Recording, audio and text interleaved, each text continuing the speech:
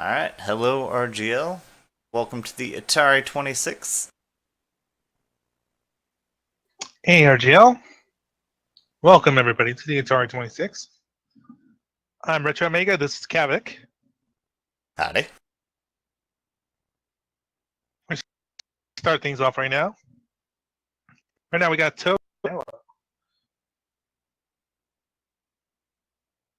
And do you know what game this is right here, Kavik? Dragster? Yep. The controversial Dragster Electric 2.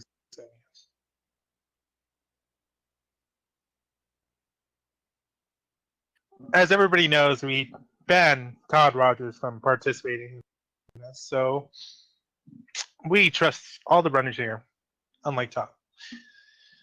So the goal on this game is going to be getting a 6.3 second time, at least.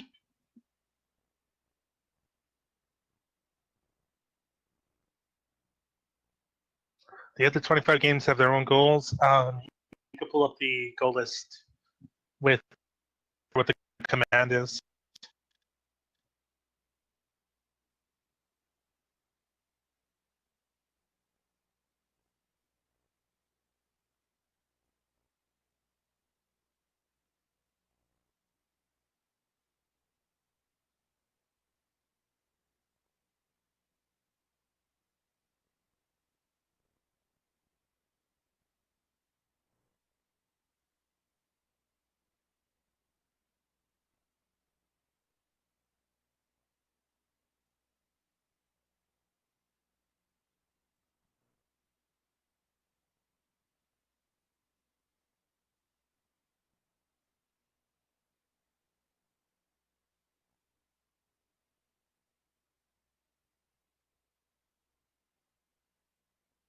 Alright, so we are just waiting on a few racers to ready up here so we can get the race started.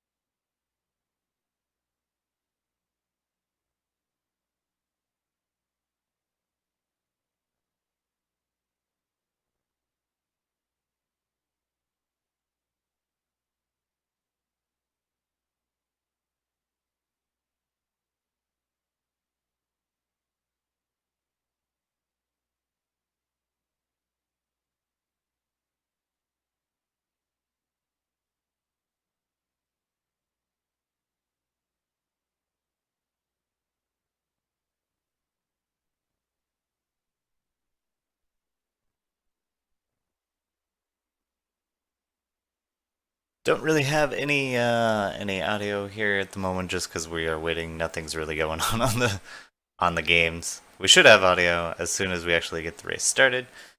Like I said, just a couple people that have not quite readied up for our race channel.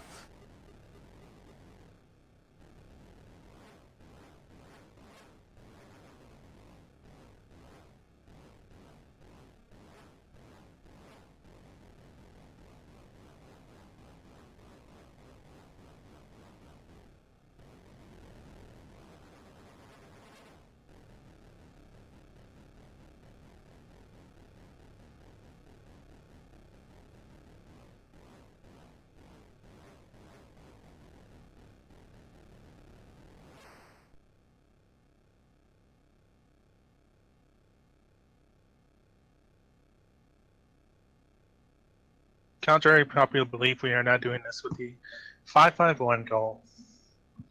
That's technically impossible.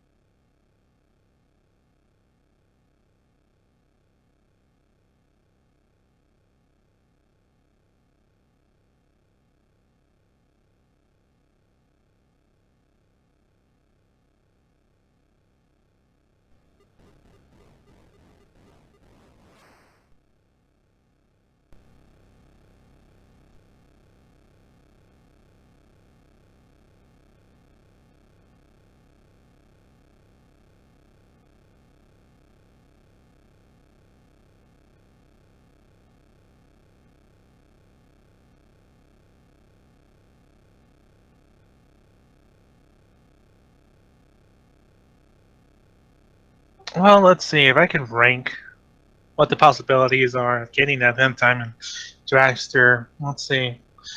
I would say, see, there's a lot more things that are more possible than 551 and dragster. Getting a 1cc in Gradius 3 arcade, more likely possible. Uh,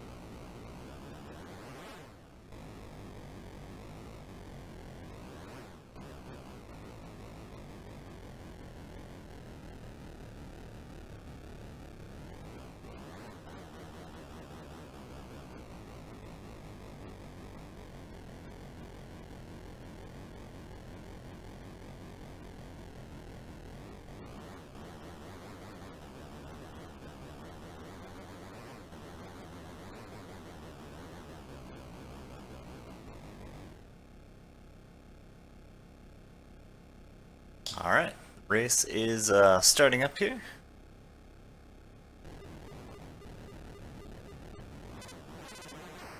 race starting up. Toad Blues on the first one.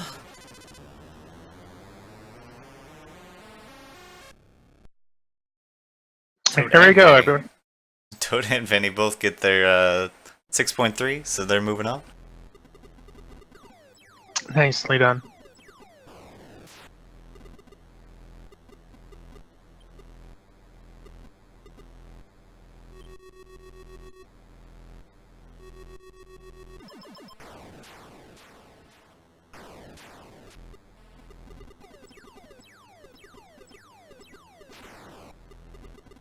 So in this game, they have to destroy that core in there, and the core will sometimes actually shoot out at you, which is kind of weird, but you can still blow it up when it's out. They have to use that special block, I guess, to slam in there. Gotta make a pathway and slam into that core with the special block. Yeah, so from what I've seen, sorry. So what I've seen, the speed strategy would be to just kind of pretty much charge and eliminate the blocks really pretty much head on, while trying to avoid that little tiny thing, which is trying to kill you, and also trying to avoid the fireball that the enemy does sometimes shoot at you.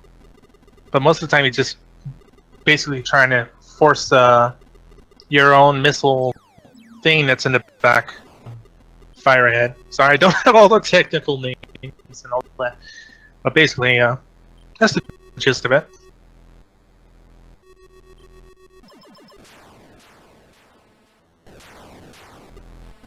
I see down, and we're seeing a lot of VR kills right here.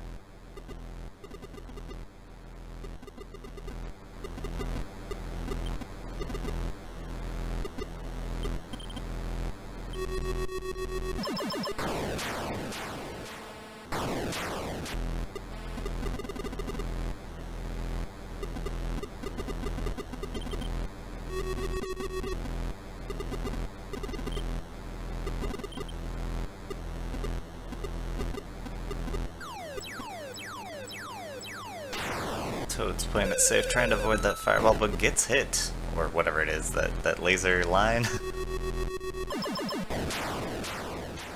Yeah, it's a risky maneuver for these strats, but hurry here because they have to get point goal. So we can see Toad right here. Ooh, tasted that. Vanny cleanly trying to get all the barrier out of the way.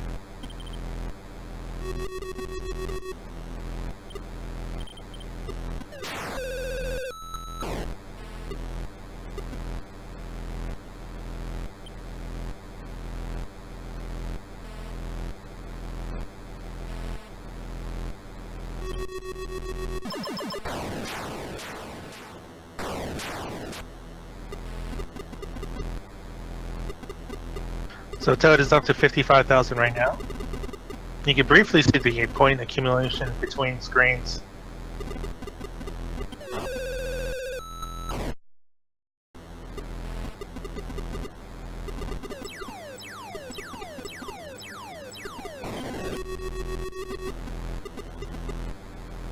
really like the crazy color effects, like rainbows flying everywhere on these Atari games sometimes. Oh yeah, there's the one thing that 2600 did very well was the rainbow effect. They also did really good gradients colors as well. Really good stuff.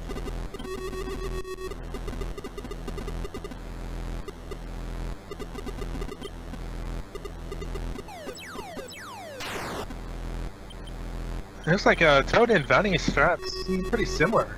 Really nice competitive stuff right here.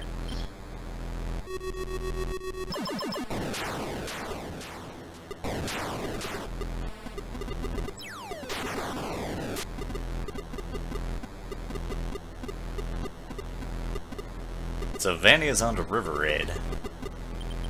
Yep, nicely done there, Vanny. Have to shoot things while keeping your fuel up high enough so that I guess you don't crash into the river. You can right along the fuel, get lots of fuel, and then shoot the fuel tank right as you're leaving it. Try and sneak a few extra points in there. That's right, Kavik. This is shmup that's pretty technical. But basically, yeah, they're gonna go through these long rivers, horizontal, and they're gonna try to beat that little blue plane. It does give you extra points, but at the same time, this could kind of come out of nowhere, so it could easily crash into your plane.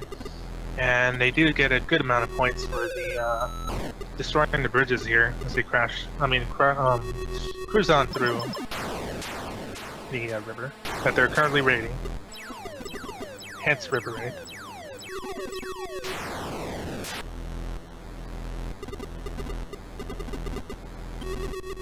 Also, the goal for this is 20,000 points. There goes Carnello as well.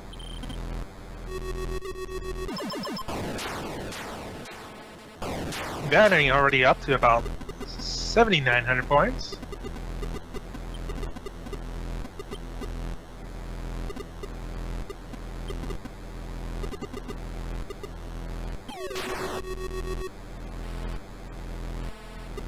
Cornello's just 2,000 points behind. Not even that at this point. First crash and first life loss there for Vanny.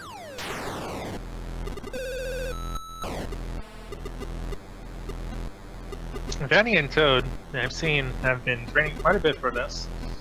So I know Vanny at one point got the Pitfall 2 over there.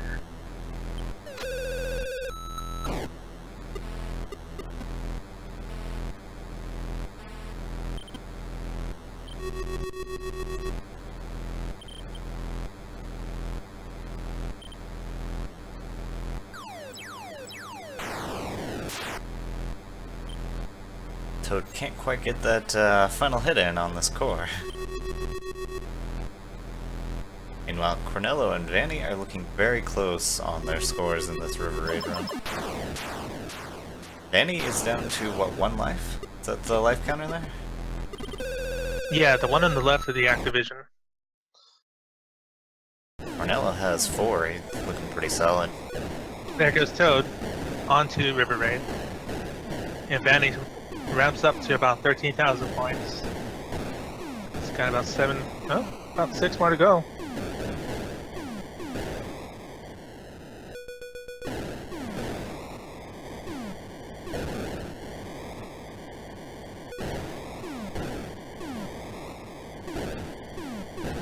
This is a very complicated game. At the same time, you do want to go full speed, but you also have to keep in mind complicated things like keeping an eye on your fuel, as well as point accumulation, and not going always the fastest speed, because sometimes you will crash into any of these things, like we saw Vanny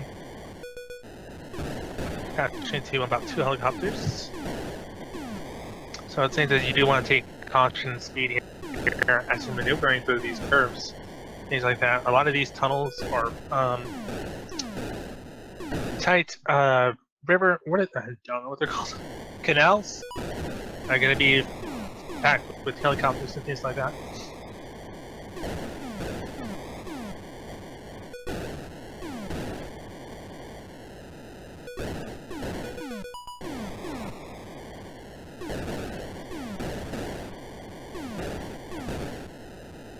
And there goes Carnello, getting a $20,000, 20,000 point goal. Well before Vanny. And he's on to Fast Eddie. Presumably the hardest game in this list. Yeah, I saw a lot of racers worrying about Fast Eddie.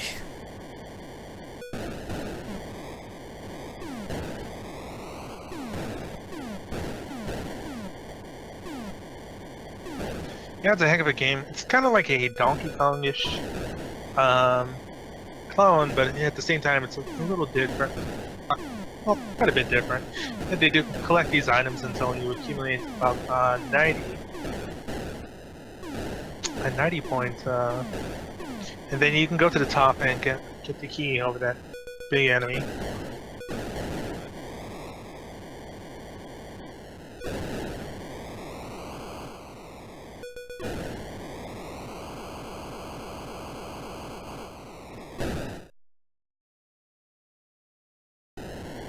The goal for Fast Eddie is going to be 25,000 points.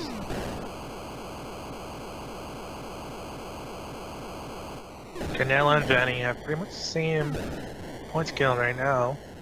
Almost nearly in sync.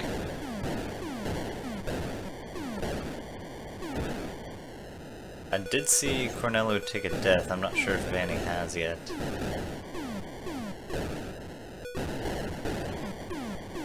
Yeah, the only good thing about Fast Eddie on the difficulty scale is that you can, every 1,000 points or so, you can accumulate another extend or life.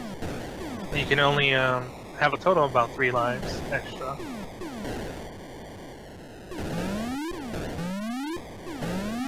Toad is partway through his goal, he just needs about 4,000 more points. I believe this is the first marathon we've had that actually has a point goal rather than just completing the game. So on Fast Eddie, is the difficulty purely points based, or is it like the levels you reach that really rack up the difficulty? Yeah, because right as soon as you get the 25,000 goal is going to be on the level that's going to be the hardest one. And after that level, it's going to loop again. So the difficulty comes from the levels themselves, or the screens, you could say.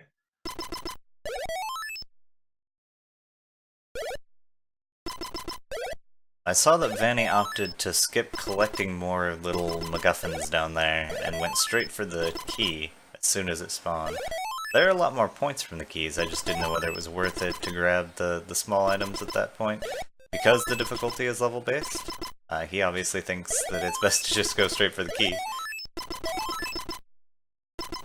Yeah, I've seen a lot of people who would just rather, like I remember Toad just trying to collect the items to get a couple more points. Maybe about 90 more points that I think it adds. But when you're probably in a hurry for time, you probably just want to go straight for the key. Because points will accumulate and you'll well go into that 25,000 point by that last level. By the time you get the key on that last level. So it should hit about 25k.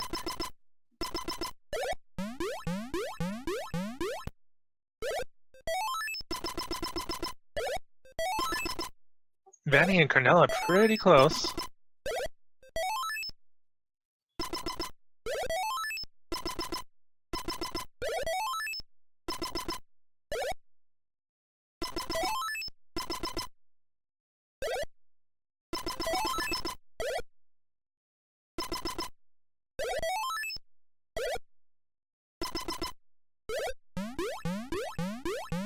So a lot of people don't know that this game is it's pretty tough because of the enemies that keep going back and forth, and towards that last level I was talking about, they are going to start stopping and reversing their course, which makes things a lot harder because they can just kind of kill you without warning. There is one strategy though, which is the iframes that you have when you ascend or descend the ladder, which is what the runners here are probably going to have to use to their advantage to avoid getting hit by these blue Goomba-looking guys. Looks like Toad actually opted to take a death warp earlier there to get back to the bottom to grab another item. He was on the second to the top row. Just took a death to get to the bottom. He ran Oh, straight nice. into it, so I can't imagine it was an accident. That's a pretty good shot. One death won't cost you too much because, like I said, every 1,000 points you do get another life, so it's not like it's going to set you back or anything. But you only get a maximum of 3 lives. It won't stack up like Berserk, which we'll see later. Another death warp there from him. He's definitely catching up here. Danny and Cornello, though, are sitting very close this entire run. Definitely. I think the thing that's going to break them apart here is probably going to be the last stage. Let's see how they handle that. The way the difficulty scales on each screen here is going to be just pretty much how the speed of the guys, the little Goombas guys, go, and the numbers of them. Now it stacks up to about 2 of them. Soon it's going to be like more than 2 in a row for like 2 floors. And then for the last level, it's going to be a gigantic one, which is going to be kind of hard to get past. Also, they're going to go very, very fast by that point.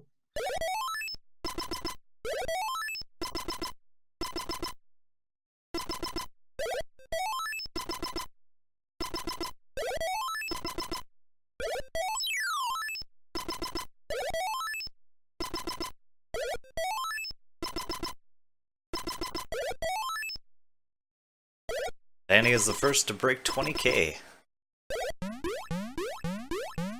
Got a big giant Goomba there now. Yep, this is what I was talking about, this level right here.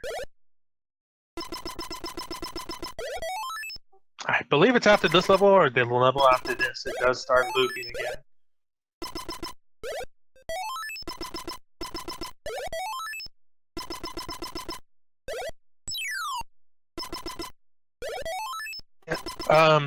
As you can see, now the Goombas that are in 2s are now spread apart to cover more ground, and that makes things a lot harder. So this is definitely why a lot of people are pretty worried, or were worried about Fast Eddie.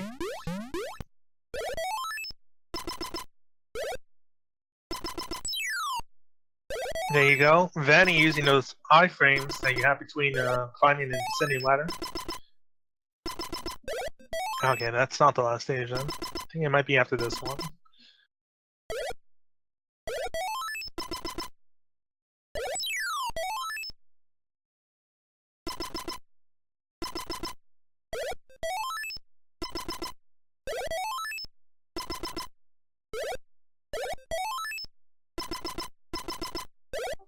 Also, technically, this came out before Mario Brothers, so I would say these are actual Goombas, and Nintendo ripped them off.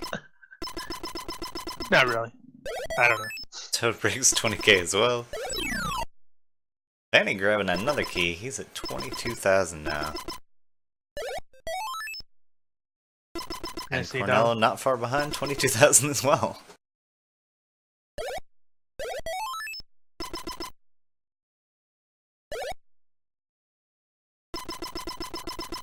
Nice going. These guys keeping it together despite the overwhelming, very hard fast enemies here. Looks like Cornello broke, or is surpassed Vanny earlier in the stage. He must be collecting more MacGuffins or getting some other bonus somewhere. Yeah, it looks like that, right? Very tight race here between all 3.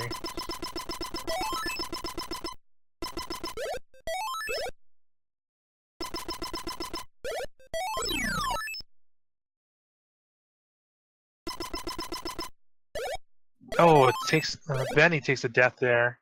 It's down to 1 life left. Toad also down to 1 life left too. Cornello still has 3.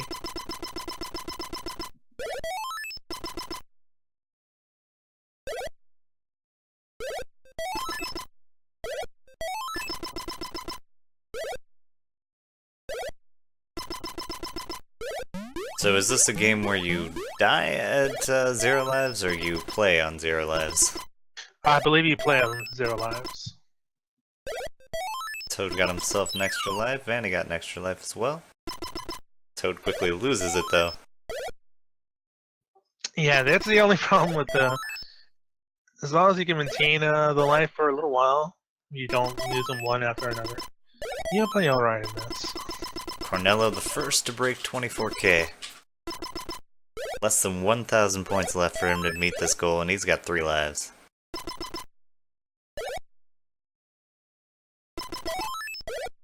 Yep, looks like entirely possible. And there he breaks it. There he goes. Cornell is on his way to Keystone Capers.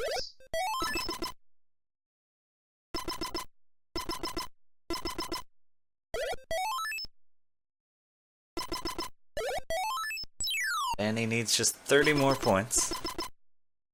And gets it right there. He's on to Keystone Capers. Toad less than 2,000 points away.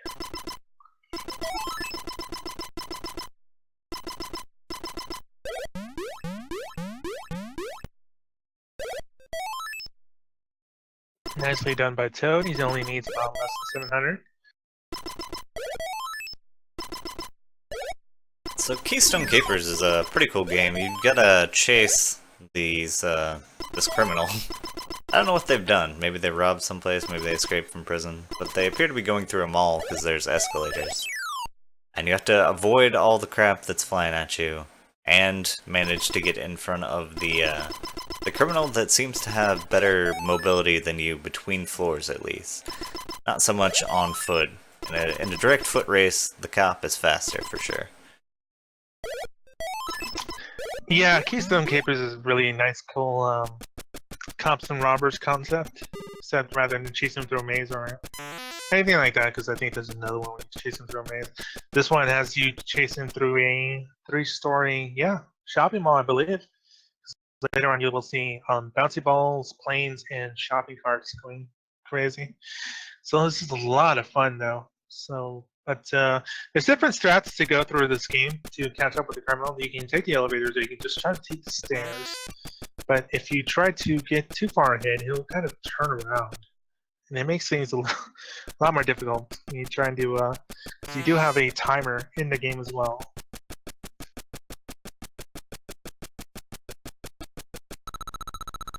Oh, and Toad on his way to Keystone Capers. Yeah, he clutched out that fast anyway.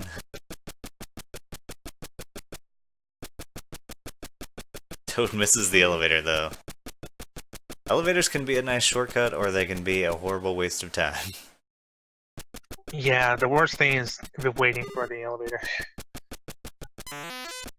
It's like Toad actually opted to reset there. Yeah, so the goal for this game is going to be 25,000 points. Also, sorry,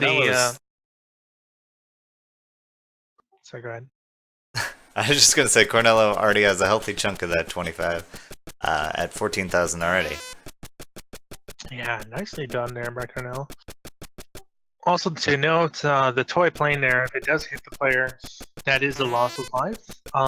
Anything else, like the ball or those electric things, that obstacles, or the shopping cart, will only take down your timer that you have to catch the criminal.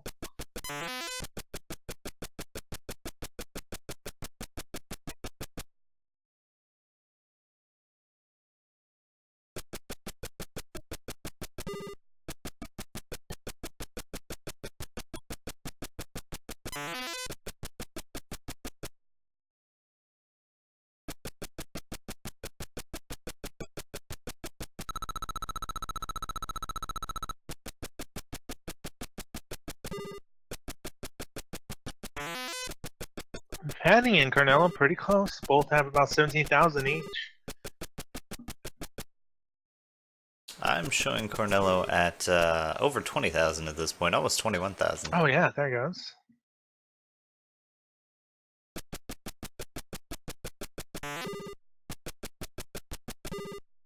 Toad has about 12,000 to catch up on. 12, 13.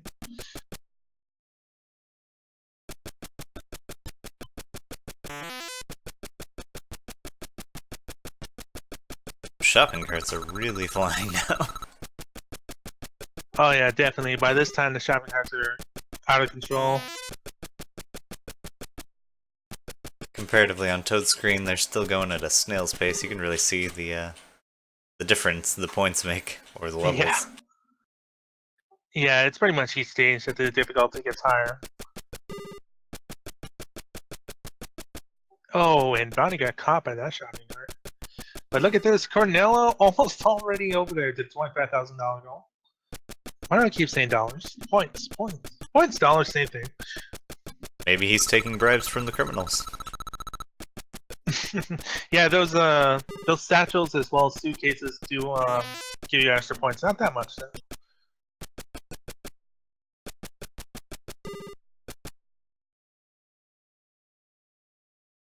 Also, want to note there by Retrobot, thank you, Retrobot. Please go ahead and vote for the final 2 games in the upcoming main catalog. We would appreciate that a lot. There's 4 choices there, and you guys vote, and you pick the 2 games that are going to be on the list. And there you go. Vanny actually gets the 25,000 goal, and he's on his way to Missile Command. And there, Cornello catches another criminal and gets his 25,000. Moving on.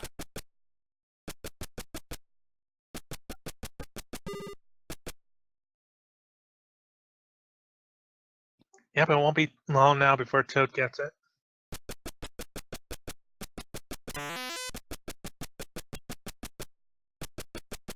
Missile Command is 32,000 points.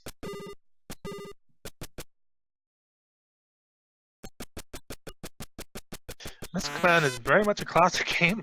I've heard players that I don't remember their name now that they would spend about literally 3-day marathon playing the arcade game, accumulating who knows how much points.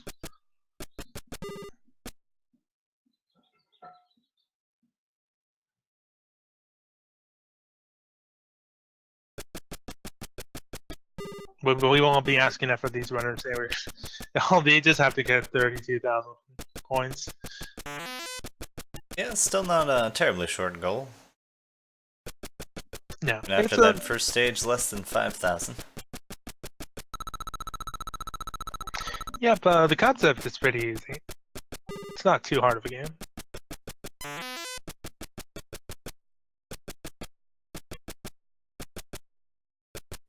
Definitely gets hectic later on. You have to selectively sacrifice a few buildings in order to keep alive in total. Oh yeah, definitely. But I think every 10,000 points or so, you do get another building back. Like an extend.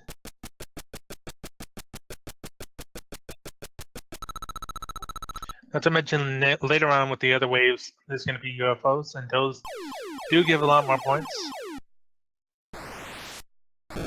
Toad now on Missile Command as well, after a little bit of a misstep, went to the wrong game.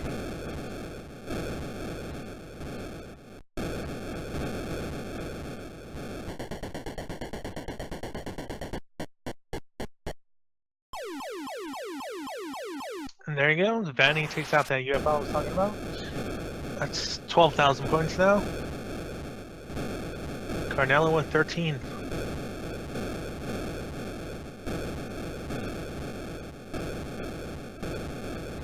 Cornello and Vanny are really doing an amazing job of just pacing each other perfectly. Yeah, absolutely. It's awesome stuff right here. You guys are almost in sync.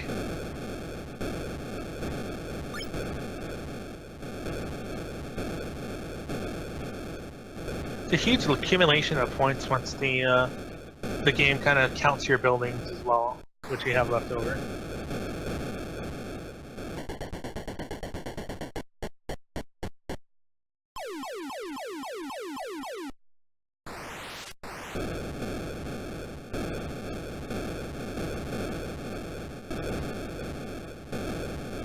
And no, there they are, well into 20,000 point range.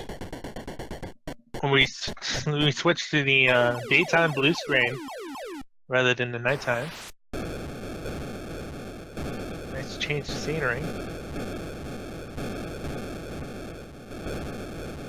There you Saw go. Vanny let a missile hit the ground. As long as it doesn't hit a house, it doesn't hurt you, right? Correct. Because those count as your lives, so yeah.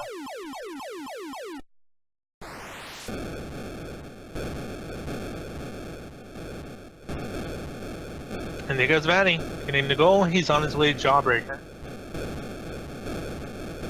Cornella's into Jawbreaker as well. They continue facing each other. This game is kind of like a Pac-Man clone, but with a very different ideal way to go through it. Rather than going through a maze, you are going through like rows, kind of like a. Well, they kind of look like streets, but they're rows, and they have holes or entryways through the walls that you can pass through. You're playing as a pair of teeth. You're trying to avoid the Jawbreaker candies as you try to gobble up the not-so-hard candies, I assume. It's a very novel concept and a really, really good take on the Pac-Man formula. The goal for this is 11,000 points.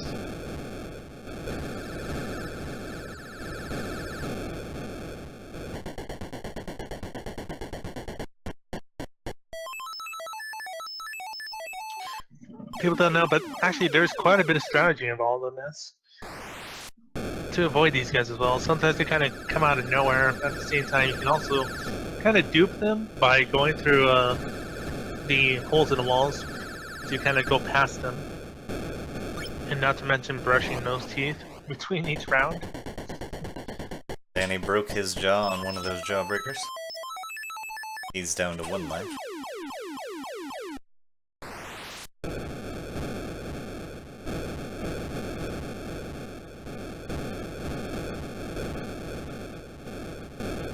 I believe you only get one extend for this game, and that is the 10,000 point mark. So these players are going to have to be very careful with those lives. Vanny loses another one.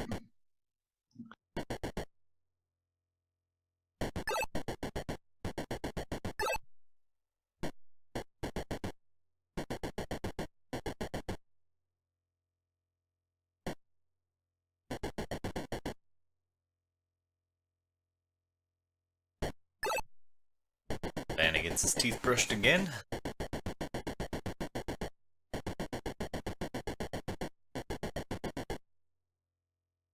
But Cornello, nearly to the 10,000 point mark, still has about 2 lives.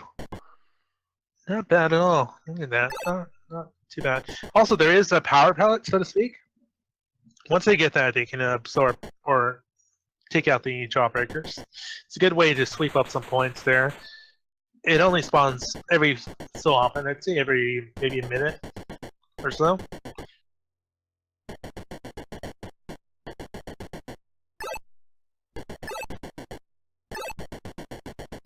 And there's 11,000 for Cornella. Nicely done. He moves on to Phoenix. Phoenix has a goal of 3 loops because the initial game is pretty short. Phoenix is a pretty cool game, even though you look like a chicken that's been roasted or something. Maybe that's the Phoenix they're referring to. But you do have a shield that you can use by pressing down that will block some shots, but is it strength that breaks it, or is it just time? It's a time. Very few seconds, maybe 2-3 seconds. But it's very useful for taking out some enemies who are... Because these guys are not just firing bullets, they're firing bullets really fast. Danny, unfortunately, taking too many deaths. Jawbreaker has to start over now.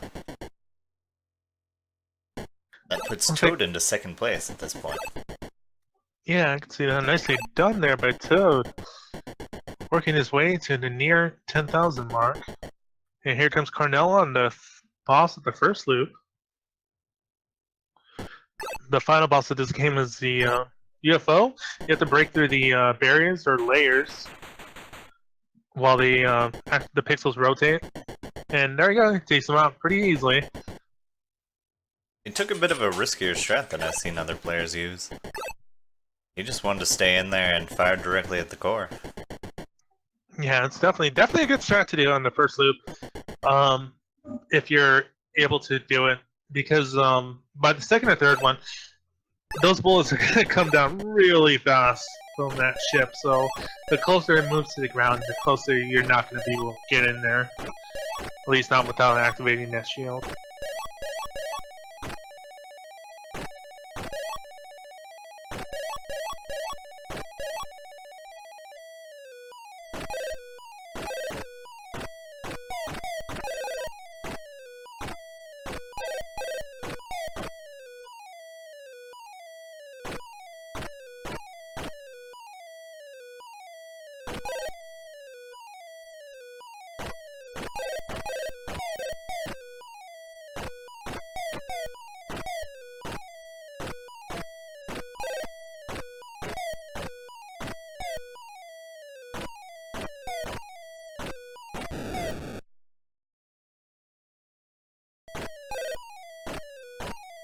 Okay, here we go. There's the boss again.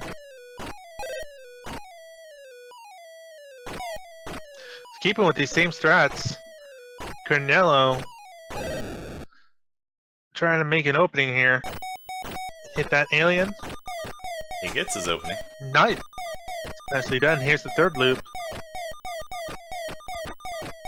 See Toad's strategy of sitting out on the side until he can break down that blue and then go in with the shield to just mash it down. Yeah, that was my strategy as well. That's what I used to do. Yeah, so I heard people say that the second loop is more difficult than the third one. But, I don't know. It might be kind of true.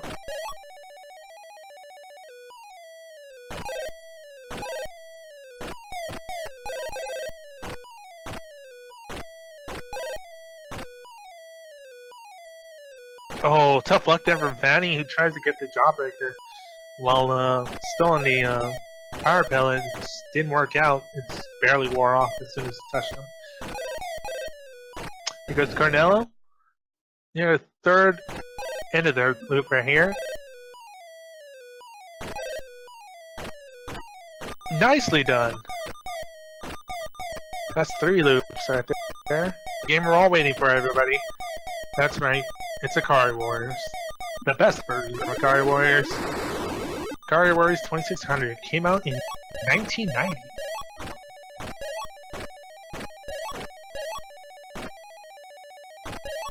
Also, Toad moving on to X.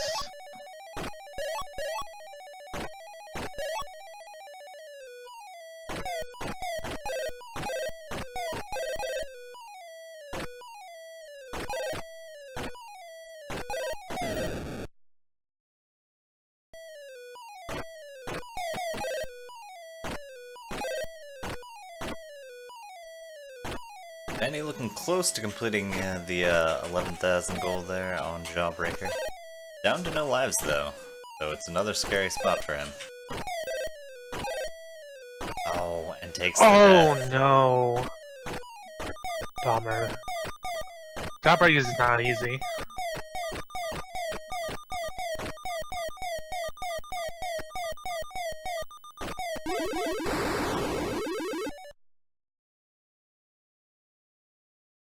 Nicely done, Toad. Getting through the 3 loops, no problem. And Phoenix, and he's onto a Atari Warriors as well. Goal for Atari Warriors is 14,000.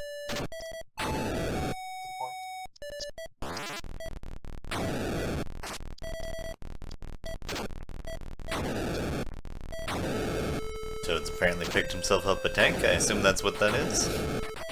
Kinda looks like some sort of walker. Yeah. So, like the original Atari Warriors with tanks and everything, they do retain that in the Atari version. There's not going to be as much enemies and all that, but it does still have the tanks, it does still have grenades, still has helicopters, things like that. And the breaking of the barriers or the gates. But it's got a very good speed to it, and I'd say it's probably the best version of Atari Warriors. It's not exactly saying much. True.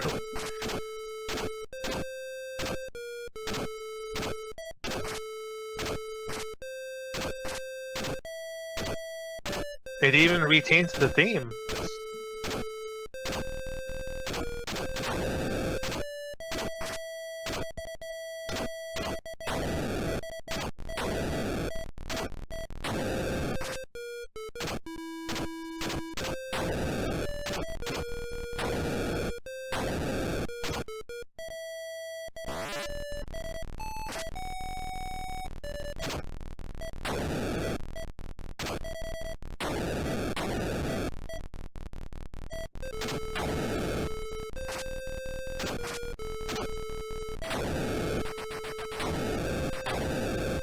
Okay, Cornell hitting the 7,000 point. And Toad nearly at 6,500 points.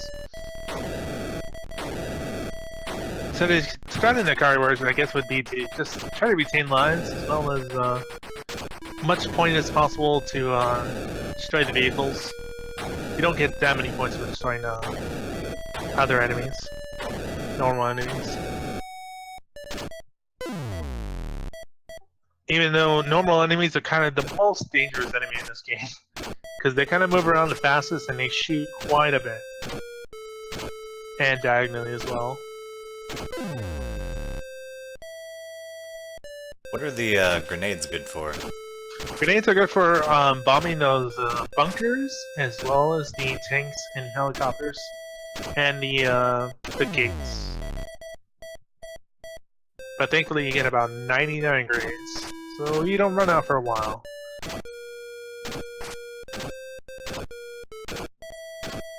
So, unfortunately, Toad has lost all alive. He's not quite near the 10,000 point goal though. He will get one extra extend at 10,000 points, however. He can stay that long. And he gets his Jawbreaker goal. He's moving on to Phoenix.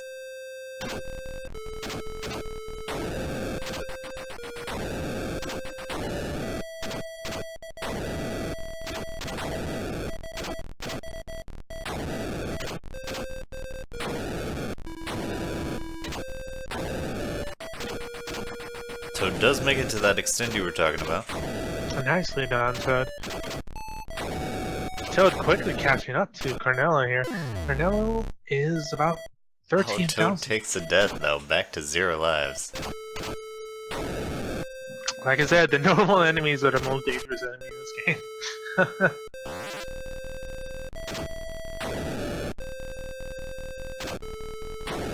As long as you can find the tank and kind of stay there a while, you're okay.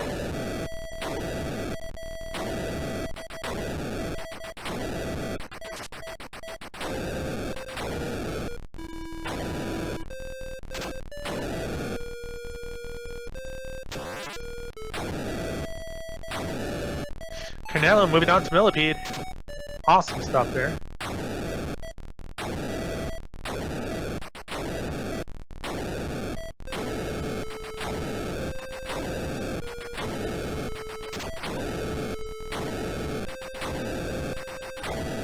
Millipede, as a lot of people know, is a action-packed shooter game where you are trying to destroy the Millipede as well as other bugs for points, and as well as trying to detonate those DDT bombs. That's how old this game is. And the goal for this one is 40,000 points.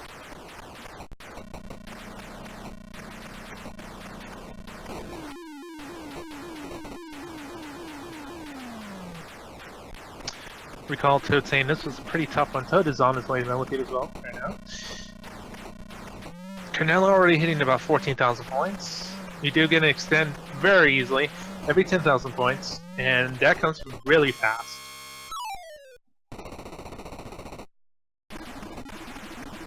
Toad taking a death. Cornello, again though, looking very strong in this game.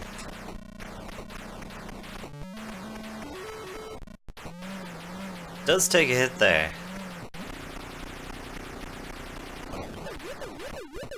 Yep, already going to about 22,000 points. Nicely done by Cornell.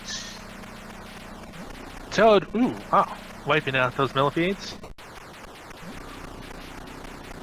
There's other things to look out for as well. Beetles, as well as that spider, as well as these wasps that come down.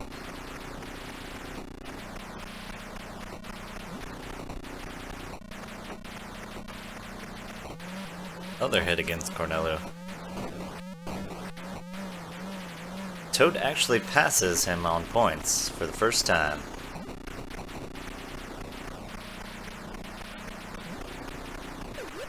Another hit for Cornello. Oh, and another! So he has to... You saw that the game reset, but he still had 30,000 points or something like that, so he has to reset again, because that is not allowed to use that. Yeah, the game will default on these on the game over to 30,000 points, I believe, if you're close enough to it.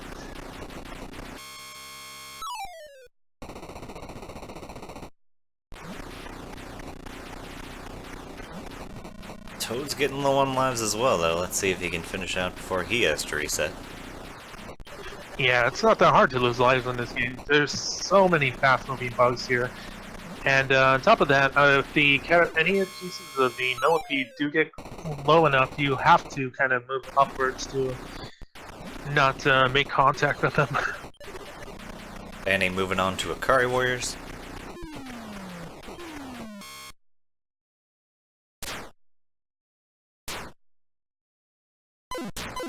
Toad gets his goal, he's moving on to Berserk.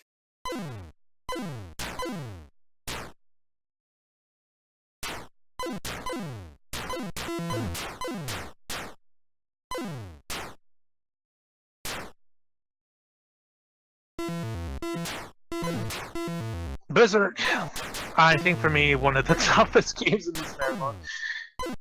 But Toad, he's practiced quite a bit.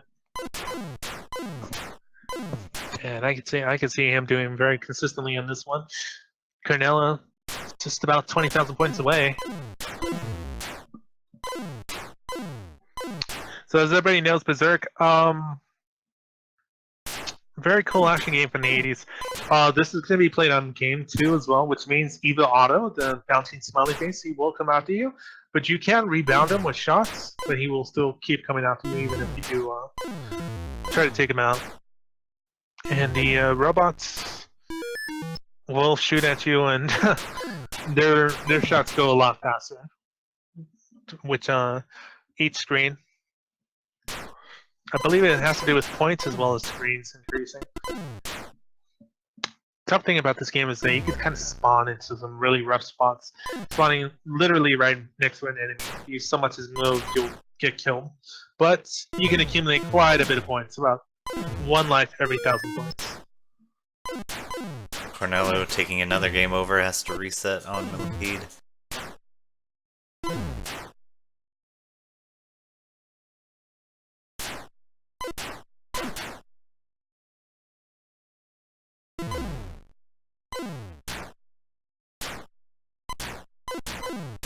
Yeah, tough luck there for Cornello. So the goal point is for Berserk is 17,000 points.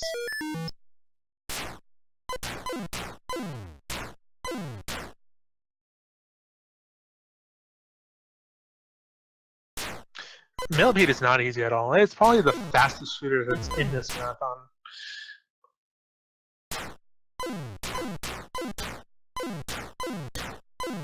And Cornello resets.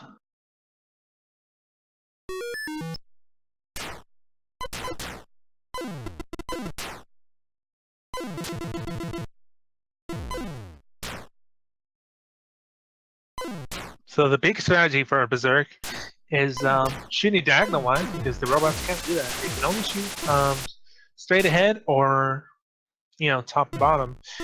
But if you can somehow get them, or you can shoot at them diagonally, you're pretty much home free. But the only problem is that the robots will group up, and they will shoot their bullets super fast later on. So it becomes very hectic, like you see right there. Also, Otto will get faster. Toad's got quite a few lives built up there.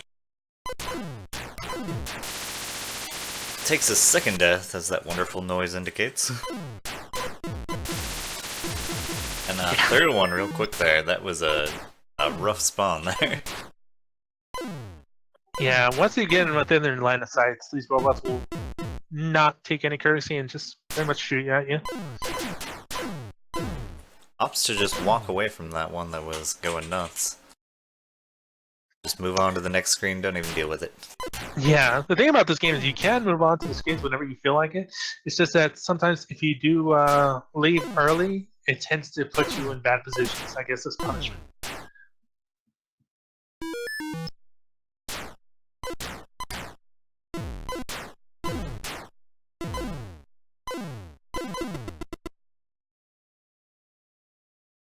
Gonna leave another one there.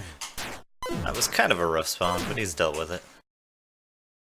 And the other thing is you don't want to linger where you spawn from because then auto will jump right in front of you.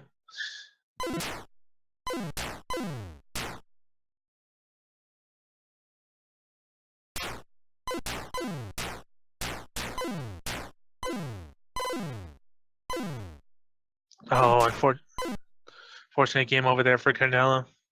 Let's restart again, and there goes Vanny, getting a 15,000 point goal in the Car Warriors. Looks like he's taking a breather there before he starts that millipede. Yeah, I wouldn't blame him. Millipede might be challenging, might not for him. And Toad is near 10,000 point mark in Berserk.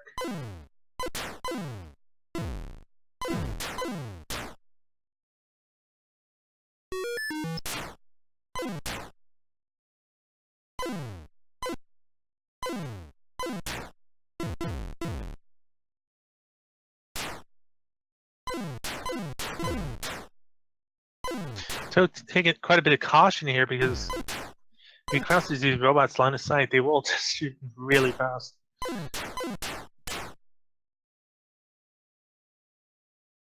So you said in this mode you can kill Otto? Yeah, you can stop him temporarily, but he will keep coming back. Is that worth any points? No, unfortunately not.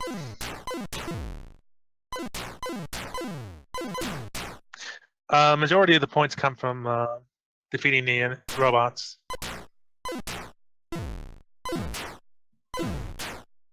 Toad on his way to 11,000 points.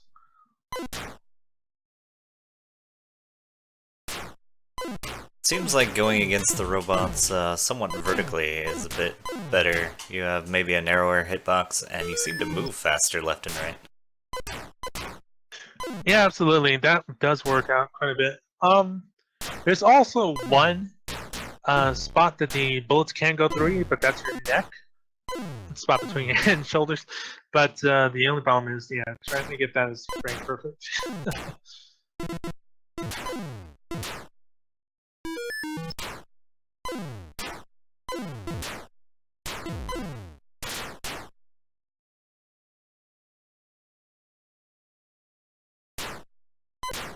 Canelo on the 30,000 point mark. Not bad. You just hold out for about 10,000 more points.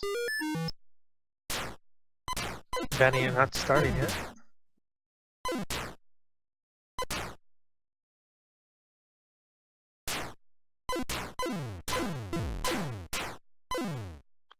Toad gets nearly 15,000 points already.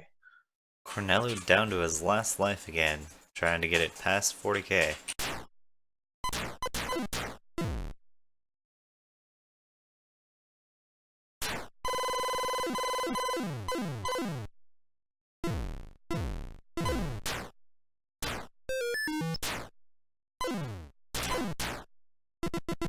Nearly there. There he does it. Yes, not bad at all.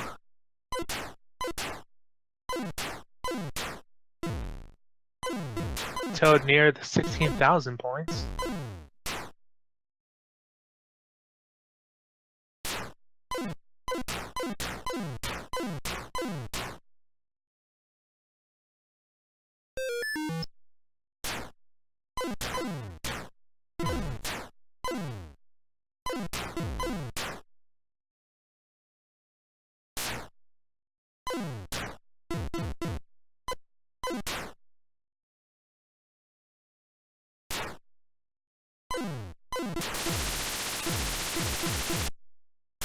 Oh, he gets zapped. But he has plenty of lives, so Student really has nothing to worry about at this point. Yeah, another zap there. It does cost him some time, but he should probably complete the goal no problem. Yet another death. Oof. No spawning points. There he gets it. Moving on. Nice. Chopper Command, one of the other harder games that I heard some runners are really worried about. Very tough defender type clone.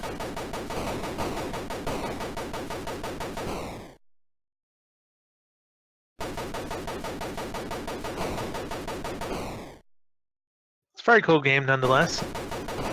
The goal for this one will be 20,000 points.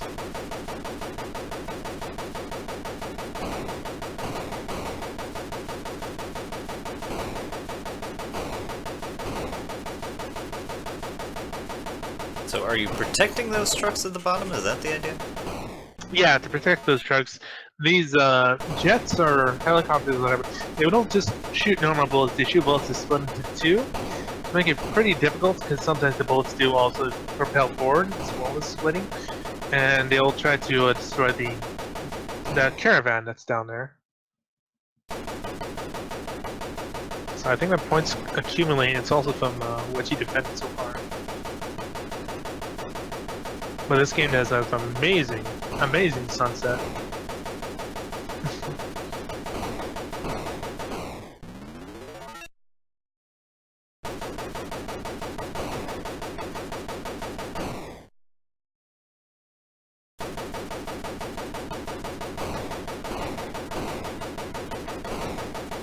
Pretty narrow hitbox on those jets there. Toad's taking a few head-on collisions because he wasn't able to shoot him down.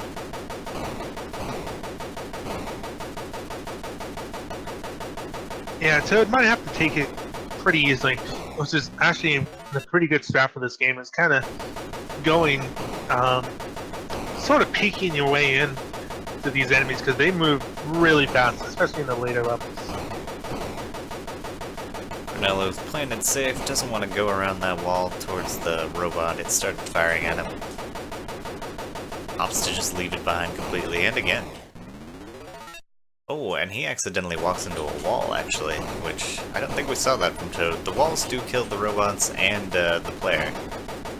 Yes, they do.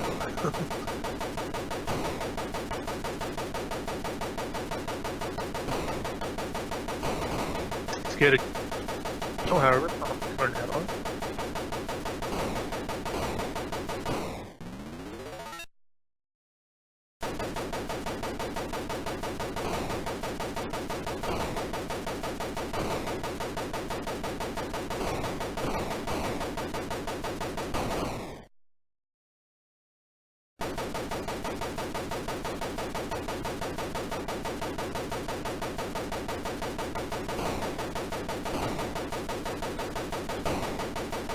Toad getting the 11,000 point mark already.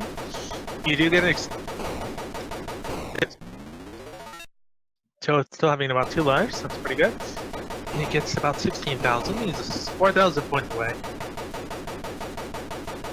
These helicopters and jets super fast. And it's less about worrying about the bullets and more about the kamikazes.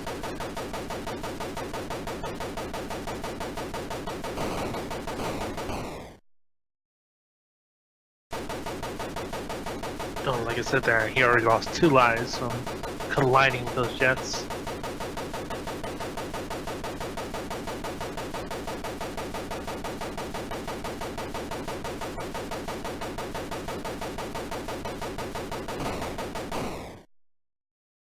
Eats a bullet there. Oh, so close. Toad has to start over again.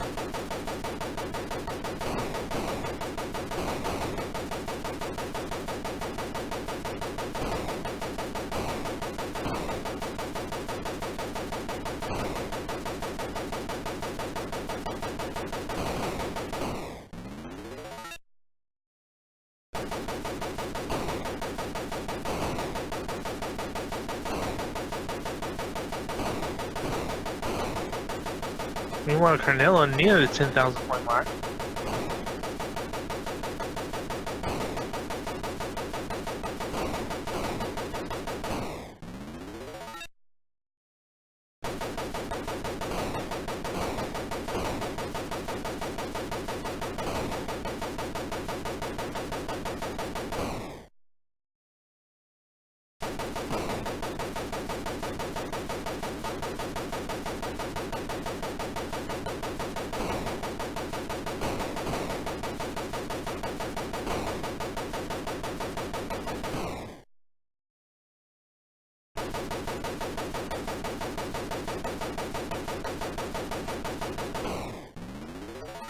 There he is.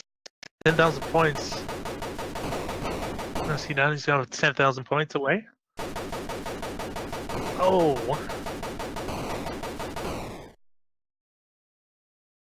Oh, and Toad had to start over again.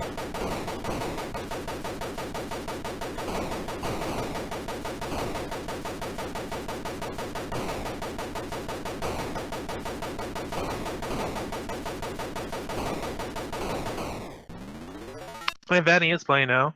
He's back.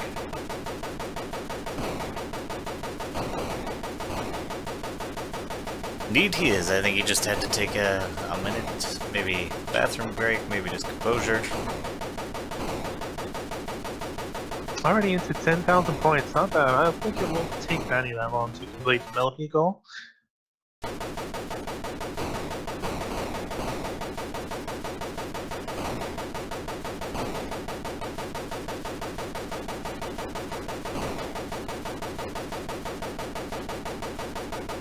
Brunello over 12k.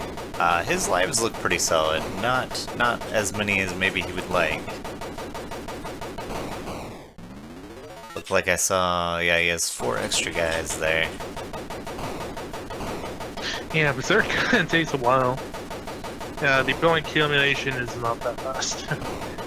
But also at the same time, if you didn't know, Otto can kill the robots if you let him bounce in, but it won't nap you any points. It just kills the robots.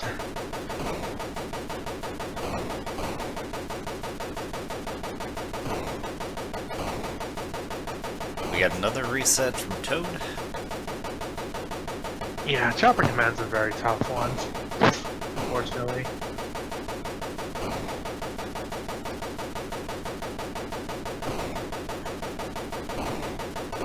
It's like he's slowing down quite a bit, trying to avoid those kamikazes.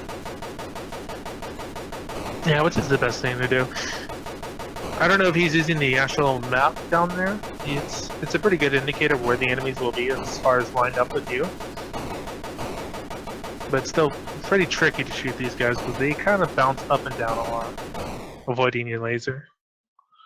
Or Yeah, they almost teleport through. It seems like he has a constant stream of bullets, but somehow the jets slide past. Yeah. It's pretty annoying.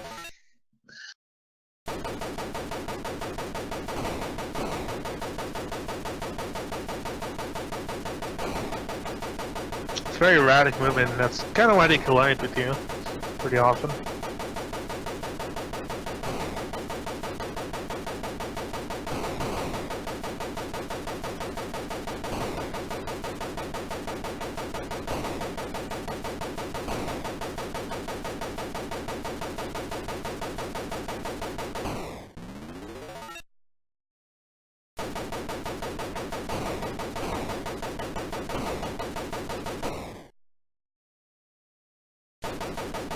Oh, Toad takes the lost one there. Cornello, nearly the goal. He just needs about 700 more points.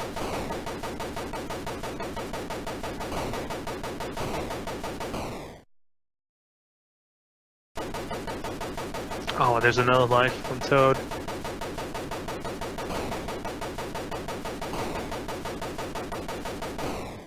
Lost my connection with Vanny here for a second, trying to bring his stream back up. And Cornell is on his way to the chopper round.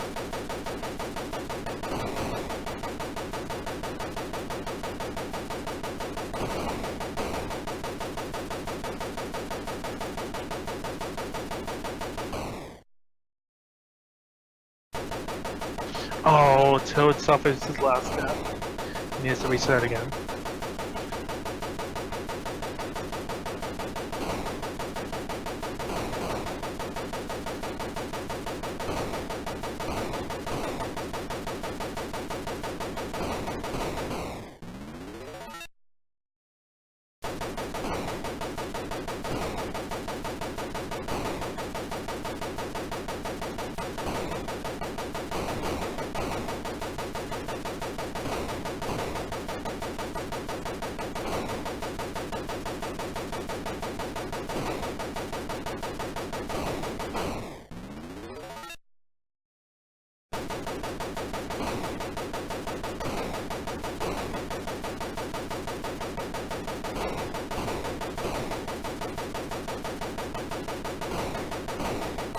Carnello, 13,000 points right now. First try, and he's got about 3 helicopters left. Oh, his first death. Very rough there. Hit by those bullets.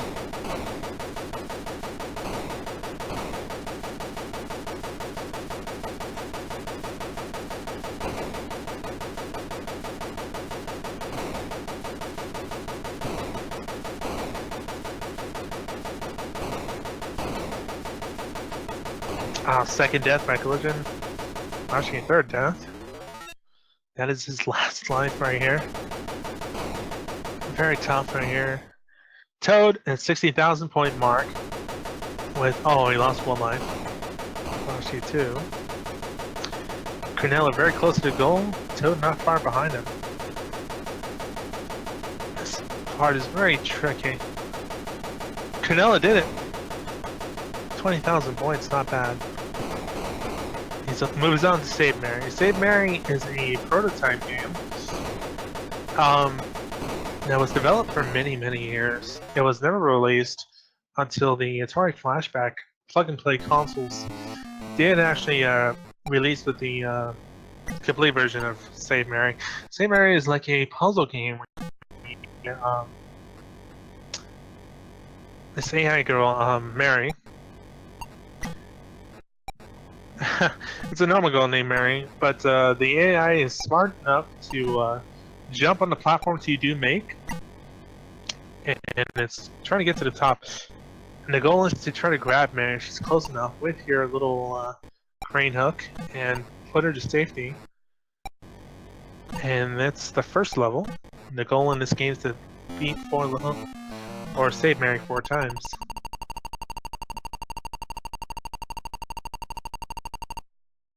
Toad on his way there as well. Saves Mary.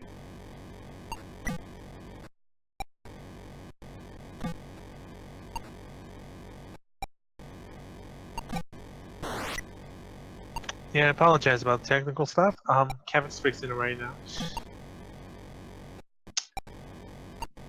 So by the second level and all that, everything gets a lot more complicated. The building blocks are very oddly shaped, and you're gonna have to come up with a little bit of imagination to get these building blocks working right.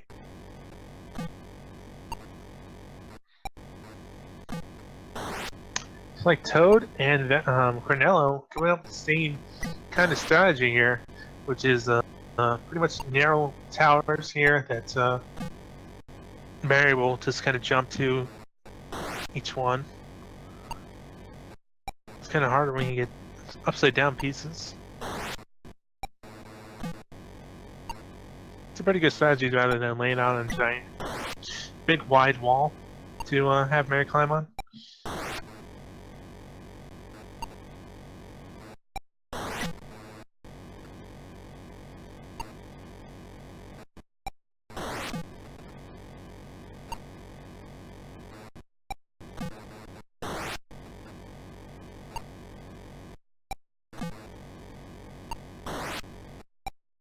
And there goes Canelo onto the third stage. This gets a little more complicated because now he has a slightly bigger pieces. It's gonna be a little more tougher to put together. Toad catching up right onto the third stage as well. And the one thing you don't want to do is you don't want any of these pieces to hit Mary. So it's a little complicated because she does like to jump around a lot. I see that.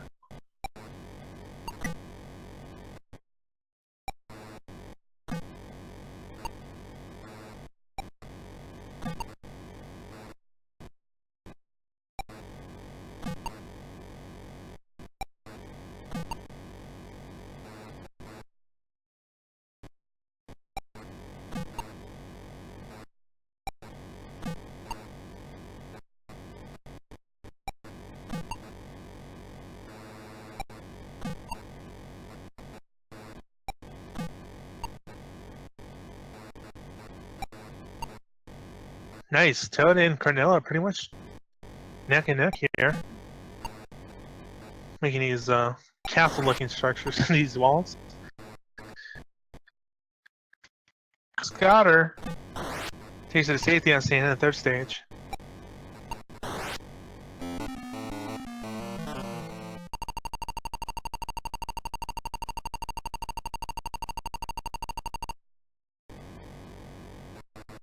So this is the fourth stage. It does have some very... in a way, it's a little easier, but in the same way, it's a mixture of... kind of a mixed nuts can of mixed nuts here.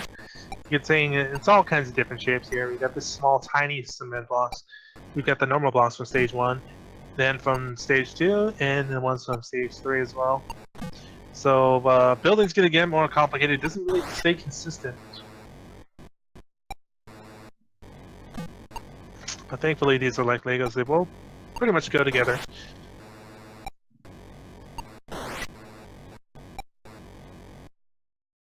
Looks like we got Benny back.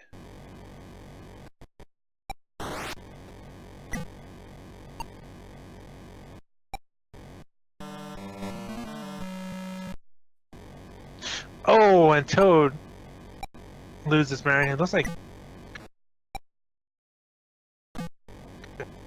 Let's start again from scratch.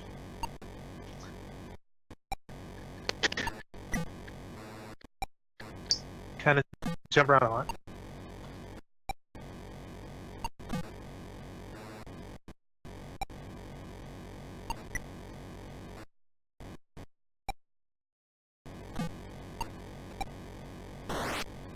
She does get overexcited.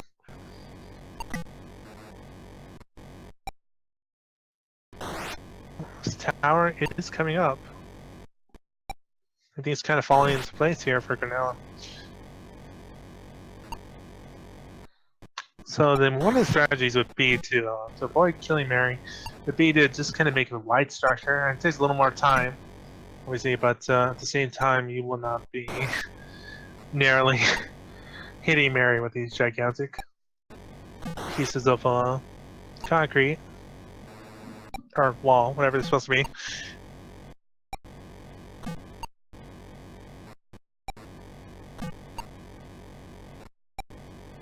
Yeah, this is a super clever game that I didn't know existed. Yeah, it's really pretty fun.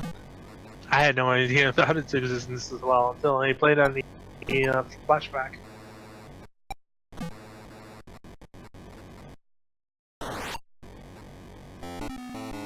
Toad gets her. Be moving on to the next game, Turmoil. And Cornell gets her too. Beautiful flashing color effects that the Atari loves to do. Oh yeah. There's one thing the Atari can do. It's colors.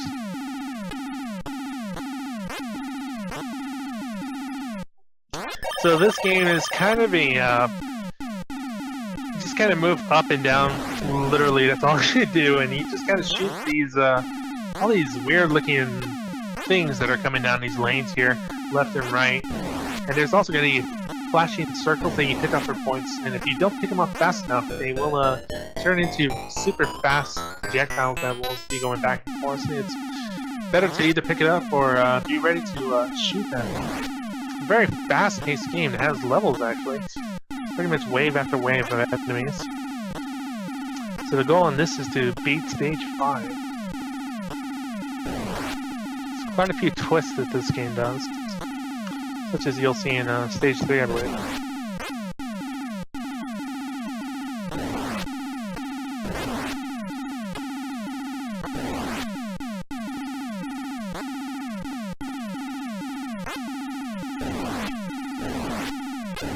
Some pretty similar strategies here where they're basically just going up and down and spamming a lot of shots.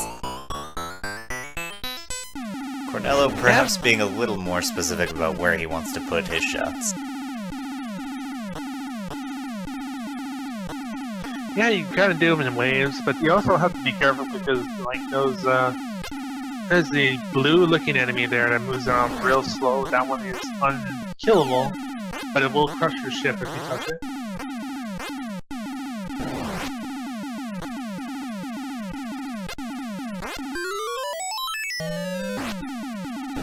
The good thing is you can accumulate quite a bit of lives.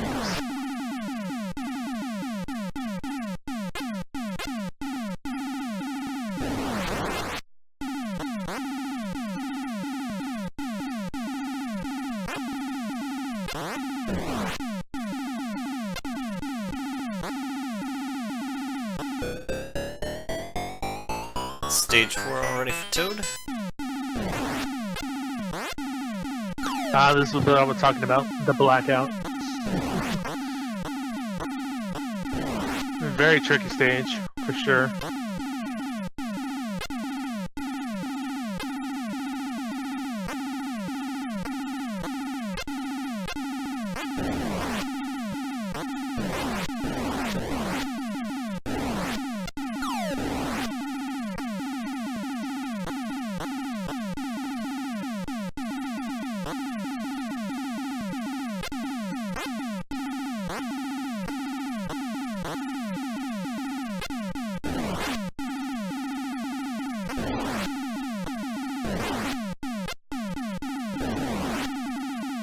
It's interesting how many more points Cornello has, but being on a lower stage or just now starting stage 4 really.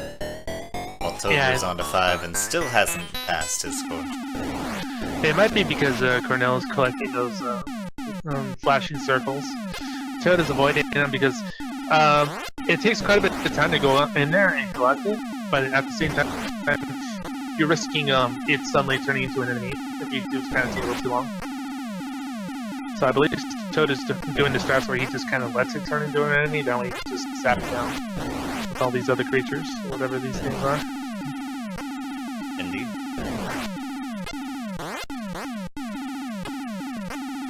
None of these guys have had any deaths yet.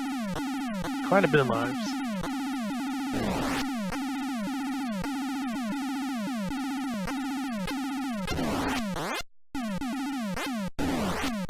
Benny's got 2 extra lives on Berserk. Probably the lowest we've seen of our runners. I'm pretty sure that Cornello never went below 4. Not that Benny won't pull it off, just perhaps a little bit more scary, because sometimes you can take a couple really quick deaths. Like their auto almost got him. Yeah, that definitely was true for me. And there goes Toad, he's on to Solaris. Very cool space game. The third person has really a lot of flash graphics to it. And basically what you do is you tend to just spike or each space sector and you try to fight these enemies off that are space pirates taking over each sector.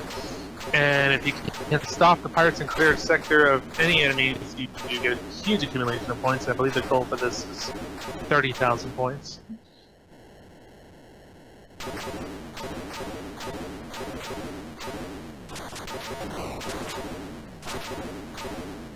Sorry, 20,000.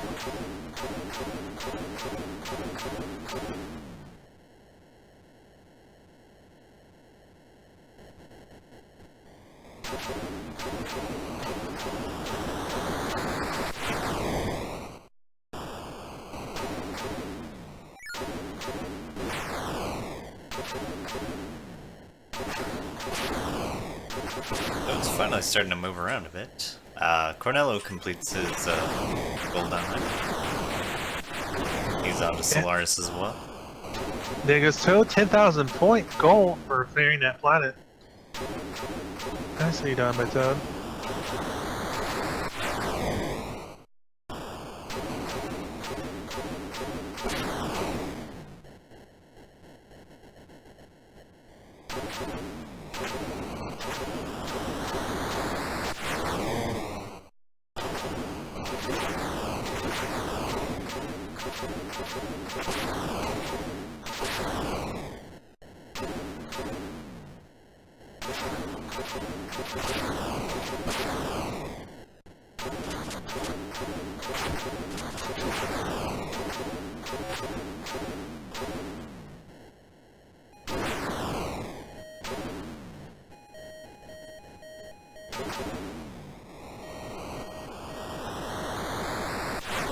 Fuel light is flashing at Toad.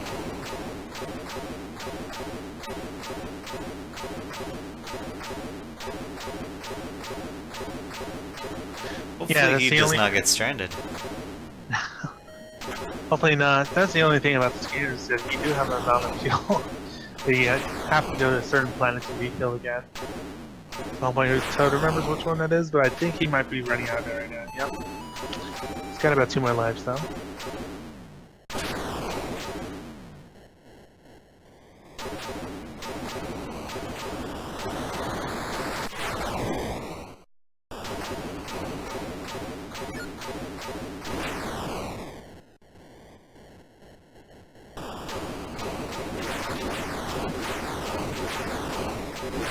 And there goes Toad down his crazy Death Star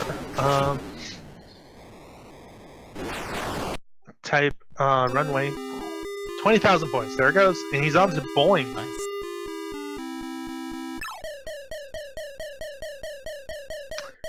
Boing is the kind of a Cuber clone. I think it's really, really nicely well made and well imagined. Basically what you do is you just kind of light up these squares, and you don't just do that every single time. There's a lot of different twists and turns. Sometimes you have to get in a certain pattern. Those unlock those squares, things like that. You have to avoid them. This little smug looking guy here.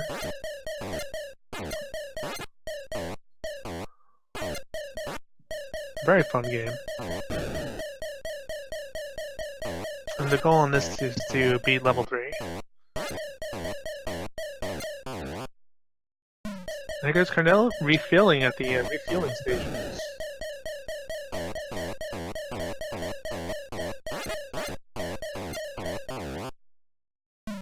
Are there going to be any multi-panel switches, like later stages of Qbert, where they have to change colors multiple times? No, actually, it's going to be where sometimes, like you'll see right now on Toad's screen, it's only lit up with those front row. And then once he gets all those, he has to go into the second row here.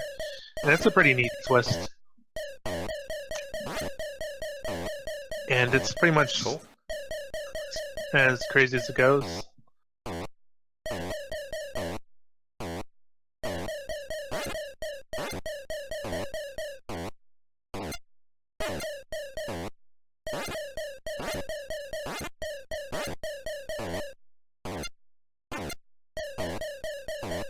Not exactly easy though, because Toad can still get killed by the bouncing straw or the smug-looking enemy here.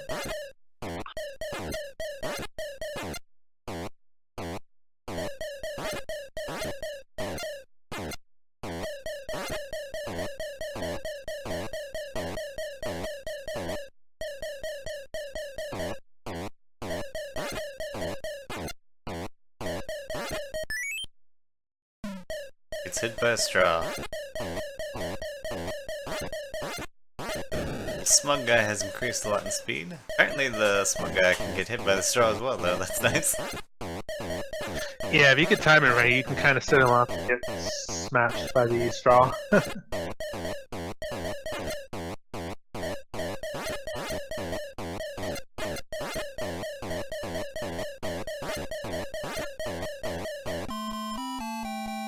Toad getting these patterns down, he's on to level 3. Carnella near the 10,000 point mark in Solaris. That he's still having kind of a bit of hard times. Barely into 5,500.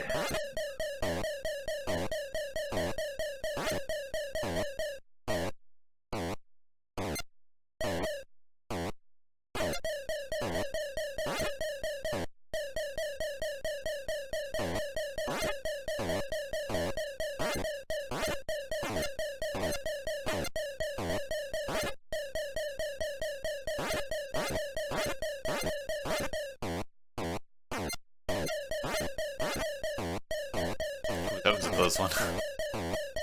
Yeah.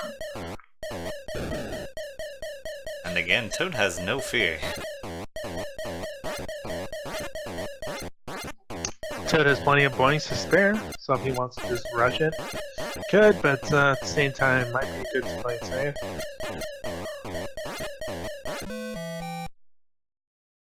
And there he goes. On to Mania. Cornello takes the game over in Solaris.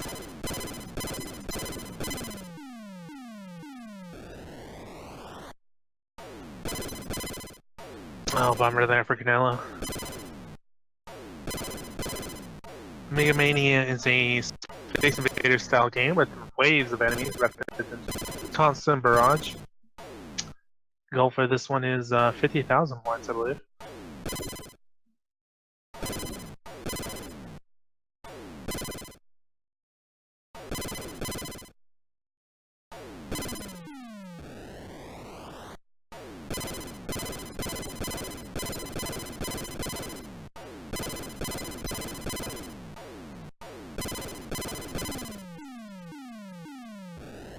Nice string of hits there from Toad.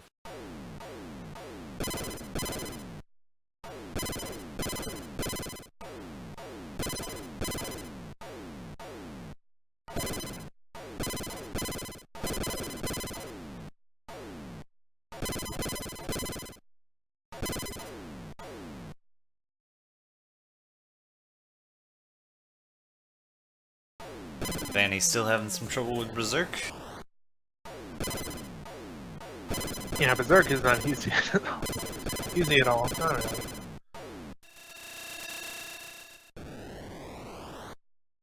Toad loses an Enterprise.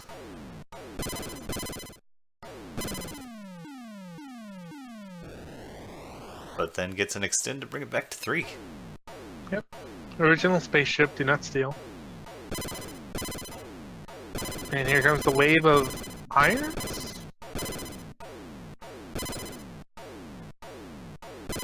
Irons that shoot bullets, yes. That is gonna have to be careful here because of the pattern, yeah. They are getting very close and closer to the bottom here.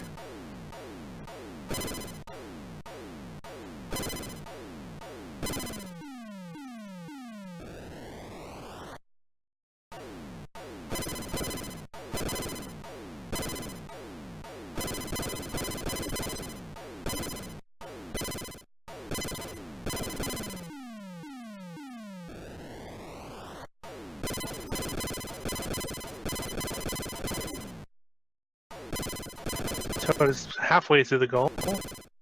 Mark Carnello gets about 6,000 points.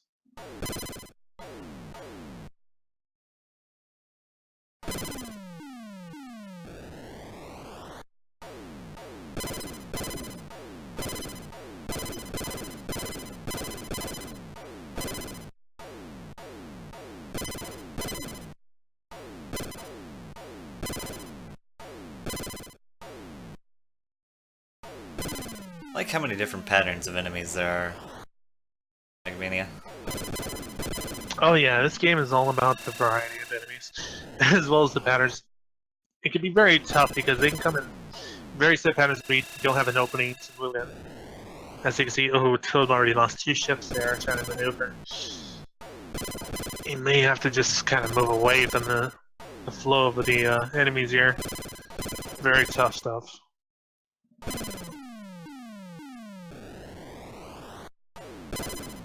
Seems like he's playing very risky. He does have a number of labs, and he seems to get extends relatively easy.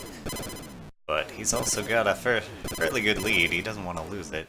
Not sure if he is watching along to know what sort of lead he has. Sometimes people will watch and then play it a bit safer once they've got a real good lead built up. Yeah, definitely. I'm not sure yet, but he does get that goal. He gets the 50,000 points. No problem. On his way to Jungle Mania. Jungle Hunt, sorry. Jungle Mania. Jungle Hunt.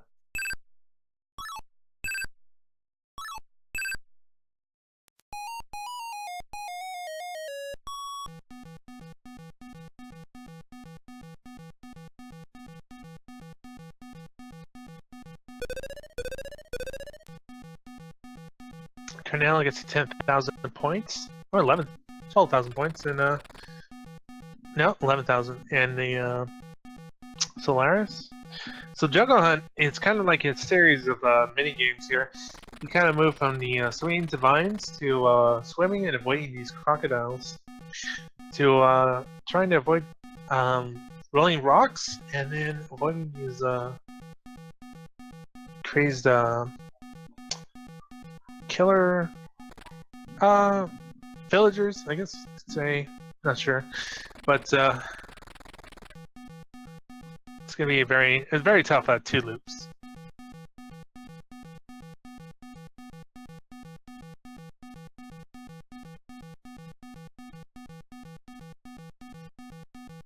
A lot of crocodile Nice. swimming going on. Carnella gets a 20,000 points after Nice. going through that one runway and getting a key. Awesome stuff. So here comes those rocks I was talking about. Avoid.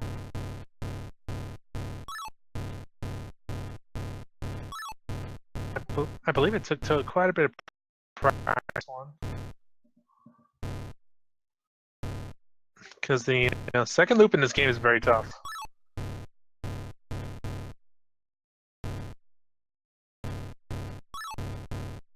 Gets crushed by that boulder. Yep.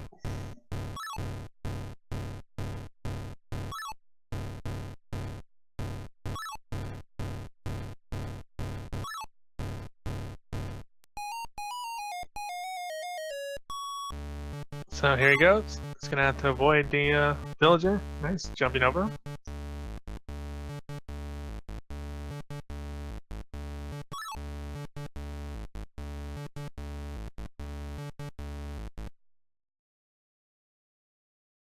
Good strategy for Toad there, and he gets the girl. It's the end of the first loop. This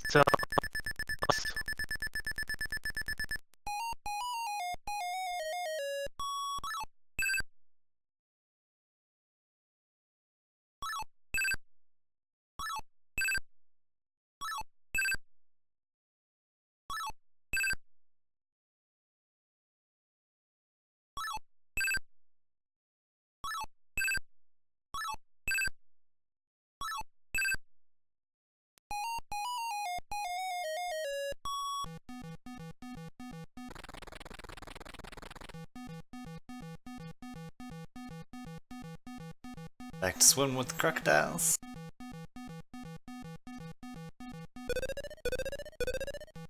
Cornell boinging like there's no tomorrow. Does take a cheap straw hit there.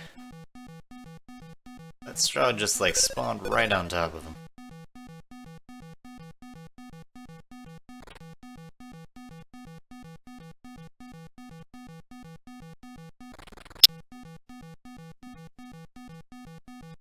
oh, looks like it's a reset for him. And he's still on Berserk. Berserk's gonna be a tough goal, but hopefully saves up some lives. Toad nearing the end of the second loop. Oh, but he gets crushed. Or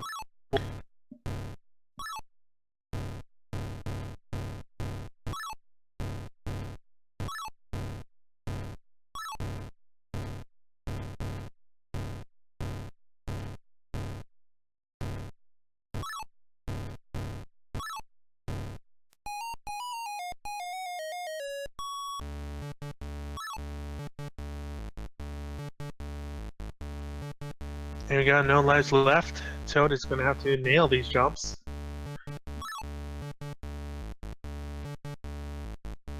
And he clears it. Gets the girl, that's it. Second loop. Nice, done by Toad. Moving on to Pressure Cooker. Oh yeah.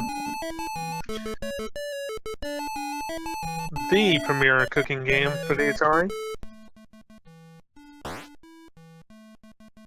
Basically what Toad's going to have to go here is look at the orders and see what's needed for each burger. Then he's going to have to get the ingredients, put it on the burger, and box it down, sending it through the machine.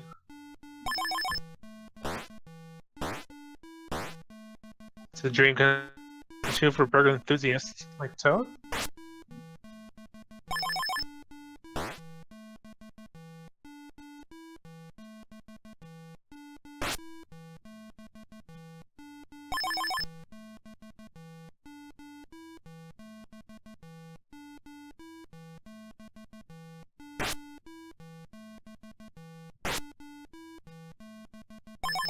Gets that burger with only onion.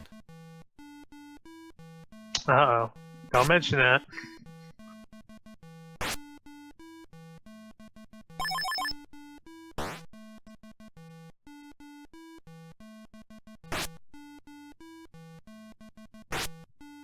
It's the lettuce only there? Disgusting. I hate lettuce.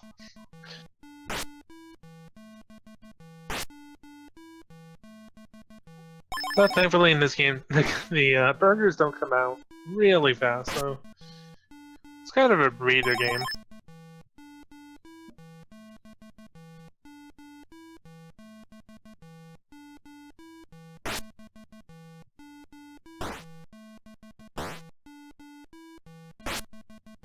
Oh no, Toad misses the one of the patties.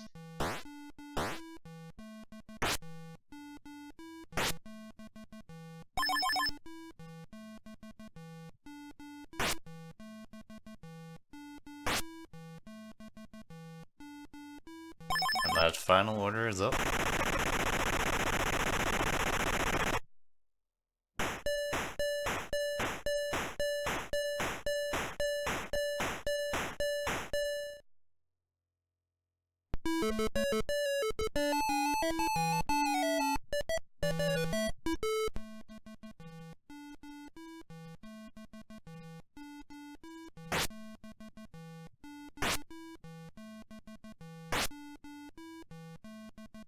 Toad away from that burger, and there it goes.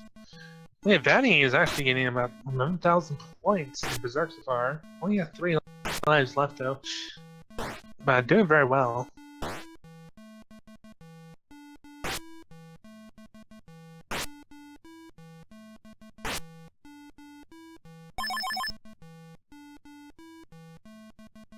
Ornello down to 0 lives on Boing.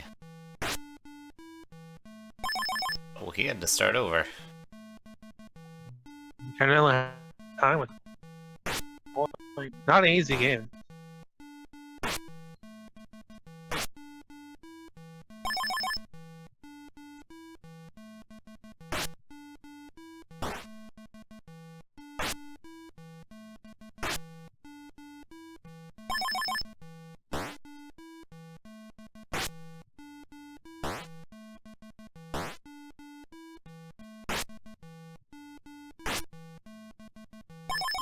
Orders are all color-coded there at the bottom.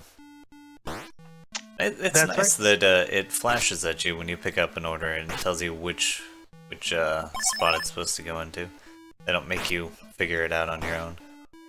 Yeah, does seem pretty good, pretty nifty. It's a nice, well put together game. The other problem is later on in the next stages or so, the ingredients are gonna come out very, very fast, and it won't be the right ones, so you'll have to send them back. So what happens if you don't bounce an ingredient back in there? You see that counter right next to the on the left? Every time that goes down when you make a mistake, like you drop a piece of food or you make a wrong burger, and if you go down, it's game over.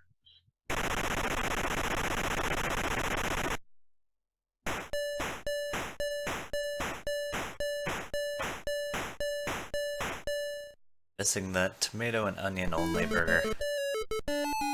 Somebody at the green table is going hungry tonight. So the goal for this game is 14,000 points.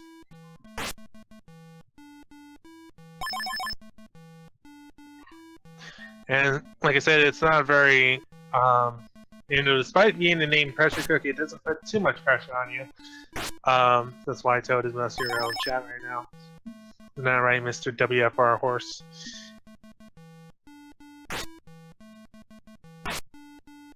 You have quite a bit of time as the score tallies up as well.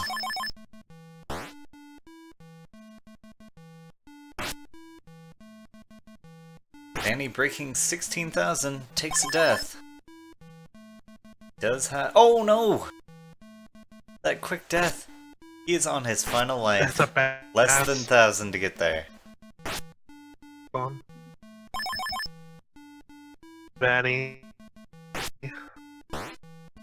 He wants to bait that robot out, it just will not move.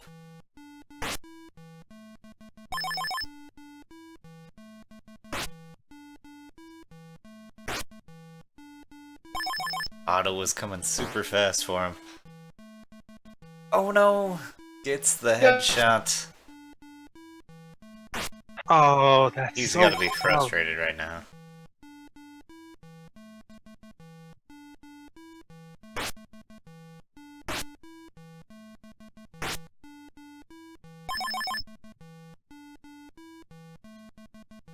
Unfortunately, earlier when he had that long break, I assume it's okay for me to say this. His dog had gotten out. He had to go chase down his dog. So he's probably flustered in a lot of different ways at this point.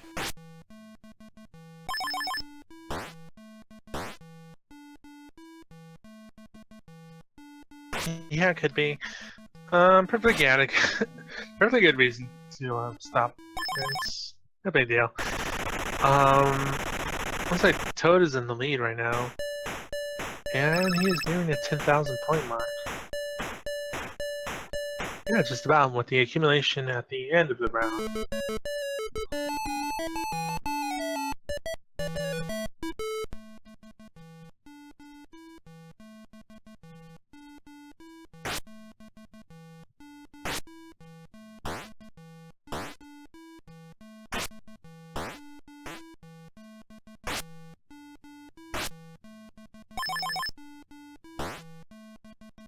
There's one burger with everything on it.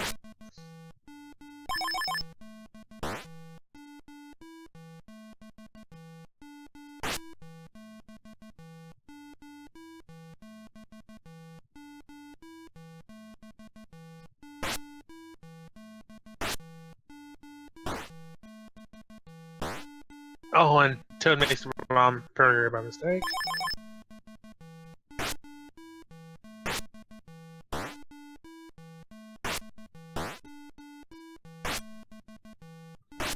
Canelo resets again on Boing, losing another life.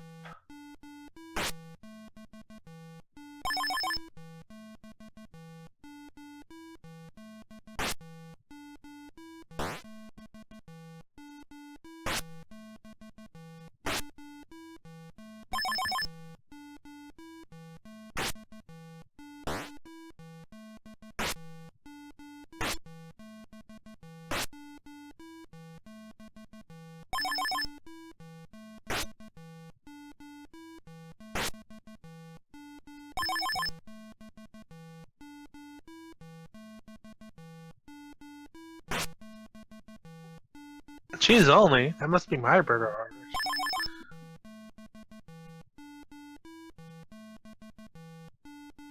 So orders are getting more complex. For the most part. Definitely. Yeah, you might get a little confused like I always used to get. Looking at the menu and seeing what the orders are asking for. And you're like, whoa, whoa, whoa, there's all these ingredients shooting out at me right now. Which one am I supposed to use?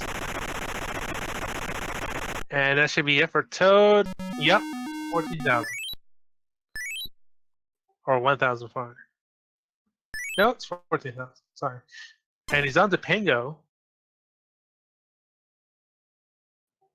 Pingo's a port of an arcade game. You play as a penguin who has to slide ice around to crush the other evil penguins. You can either melt ice, or you can just slide them down. The evil penguins will melt the ice as they try to get to you.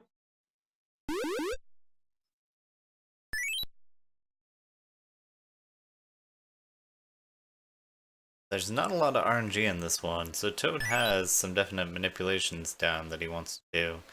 Didn't quite work out on this level, it seems, because those penguins are running wild a bit. Yeah, definitely. I think he's had quite a few stats for this one. The goal for this is 21,000 points. Toad is already at about 17,000. Yeah, he had some really quick clears on those first two stages, which got him some big bonuses. And makes the goal pretty quick. Definitely. Yeah, there's like a lot of quick moves that he learned and some good tech he pretty much. So, yep, I'm not at all surprised about what Toad's doing here right now.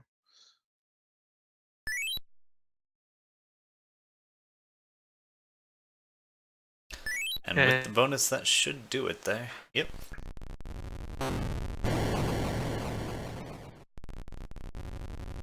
onto Robot Tank. I don't know if you know this one, Kevin. This is a tank simulation game on the Atari. You do have a 3D battleground to play with, as well as a lot of complicated tank equipment as well. You can, if you can only get hit, you don't actually just die. You can actually take damage in several systems of your cannons, your treadmill, or your treads on your tank, as well as the radar. Any of those can be damaged, and not to mention you're going up against the daytime, or the real-time, daytime, nighttime, as well as the weather. So this is really a pretty neat tank game. Surprisingly complex for an Atari game. Yeah, ooh, Toad is close to killing the battalion, but oh, he got pretty damaged there. But you do have about 2 extra tanks. I think you get an extended tank, which is 12 tanks. It's a little harder for Toad because it is nighttime and it's pitch black, so Toad will have to rely on his radar.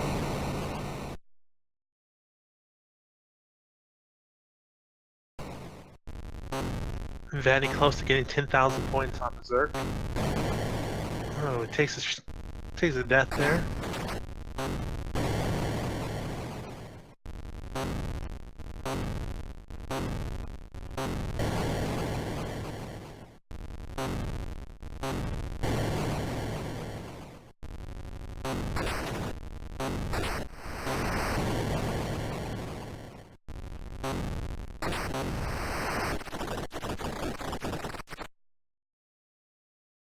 This is another tank getting shot there.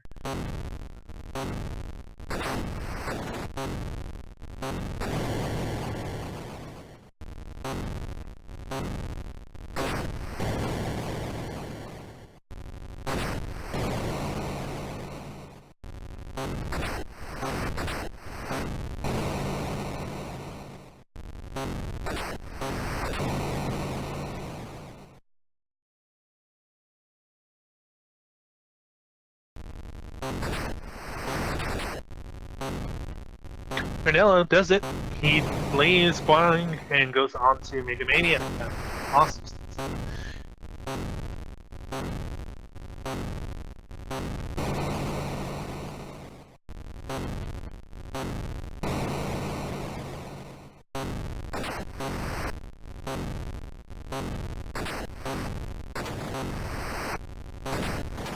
Toad is working on his third squadron of tanks here.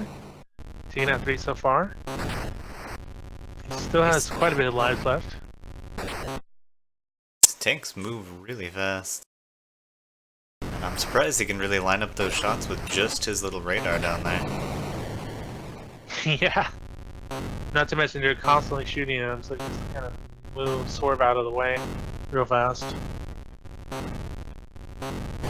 Your shot stays in the center of your screen, doesn't it? Even when you're turning. Yeah, I believe so. So you can kind of shoot and then line up the shot afterwards, just like a real tank would. Yeah, I think so, yeah. But you also have to kind of avoid the bullet coming at you real fast. I think as soon as they're off the screen, that means you clearly avoided them.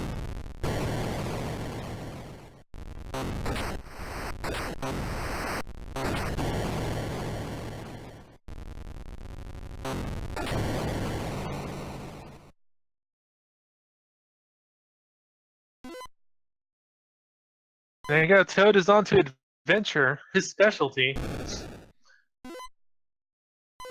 This is a super cool game. Very cool. So the goal for adventure is beating game 1 and game 2. After Toad beats this, he's going to have to switch to game 2, which is considerably harder. This game 1 can be beaten in a few seconds.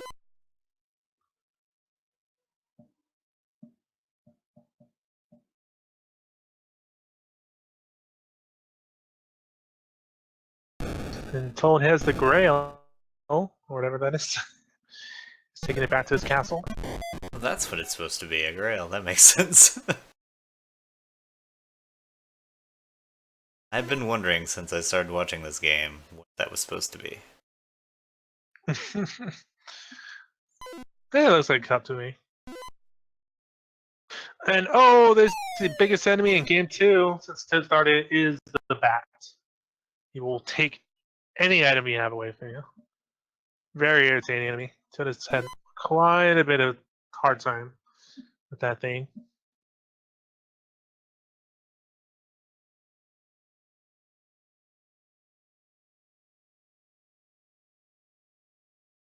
For a long time I was trying to figure out why there was a left arrow in the game. That's actually a sword. Yeah.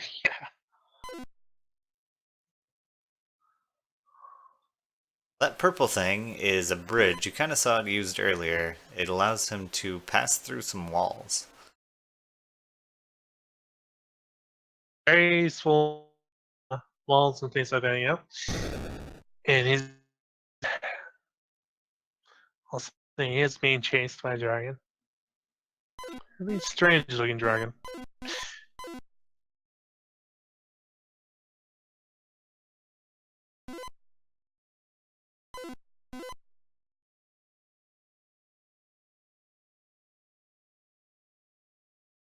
Vanny really close to getting 70,000 on Berserk. He has one extra live in reserve, though.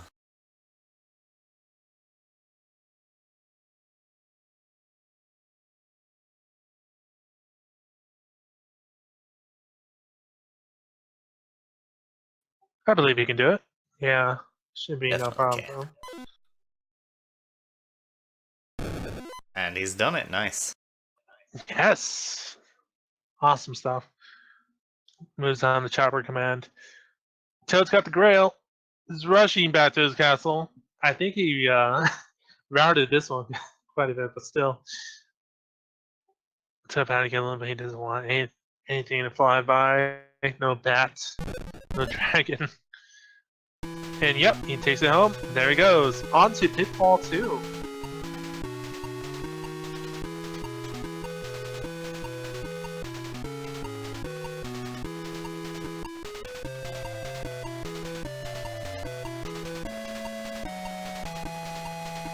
Cornello dodging some boulders. Looking to save the girl. Yeah, Cornello. Taking it easy, but yeah, avoiding those.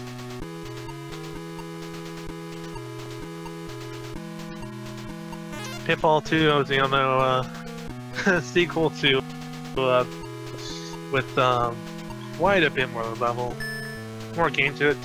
Thankfully it has checkpoints, but basically what you do is you, since this was made on a specialized cart, it was, they added a whole bunch of things to the chip. And this is actually a pretty complex game for the Atari. So it has really huge levels and pretty good music, and there's 3 things that Toad has to get for this game, which is the rescue his niece, Pitfall Harry's niece, get the gold diamond ring, and rescue the monkey, Quick Claw.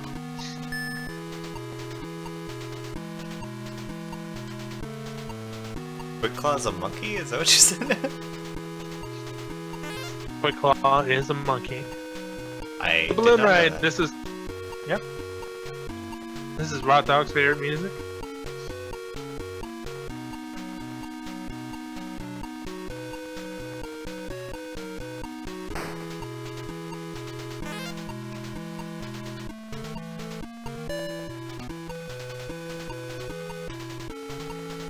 And there he goes. He gets the girl on his way to get that ring.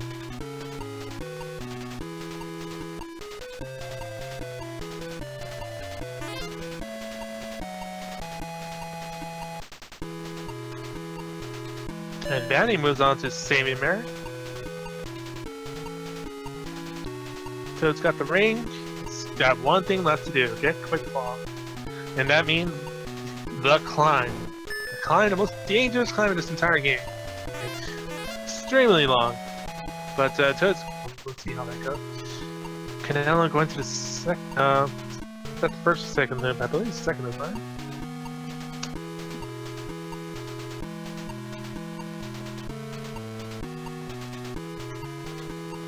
Couple quick rough deaths there.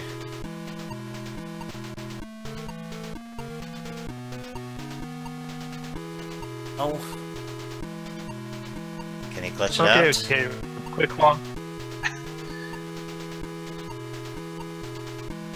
Fine. Oh. Brunello has to start over. Oh, rough start there for Canelo. Is that going to put him back at the beginning of the first loop or the second loop? I believe he has to do both loops again. That's the only problem with the loop goals. Because once you reset it, it's going to put you in the beginning of the game.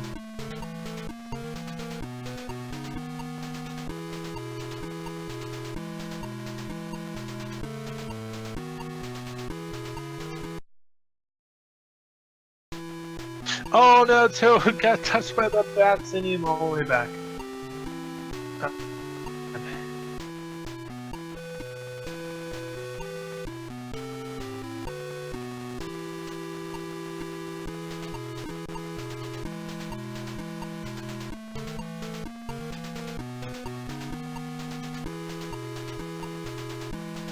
Oh, Vanny having a little bit of a hard time with Save Mary. Mary's kind of stuck in a position there. He may just have to drown her. I'm not sure. I guess he can build up that side, which is what he's doing. Yeah, good strat there, good strat. Drown her? How cruel can you be, Caddy? Saved the frames, killed the Mary.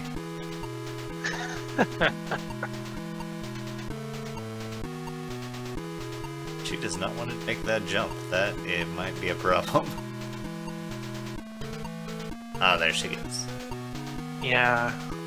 It's a little weird how the AI works in this game. Toad, oh no! Toad touched by a toad. And the poverty frog gets the toad. And it's all the way back to the checkpoint. Very tough stuff here. Slightest touch can send you back. Does he have a limited number of lives? No, actually no, there are no lives in this game. You just get sent back to the checkpoints.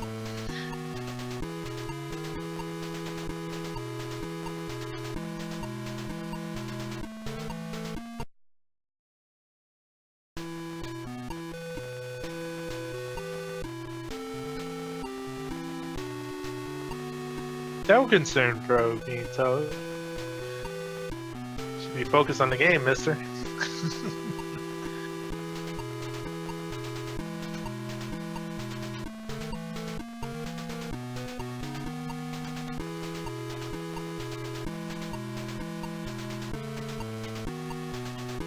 Here's Canelo going to the second loop of Jungle Hunt.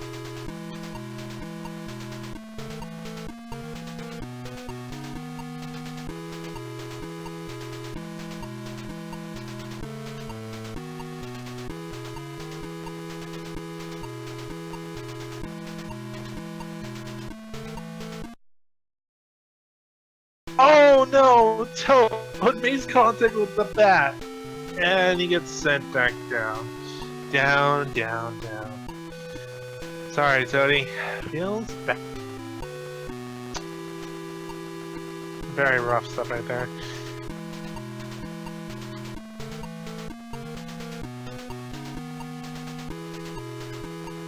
This is a really brutal climb right here. Oh yeah, which is why I guess they saved it for the last section. Yeah.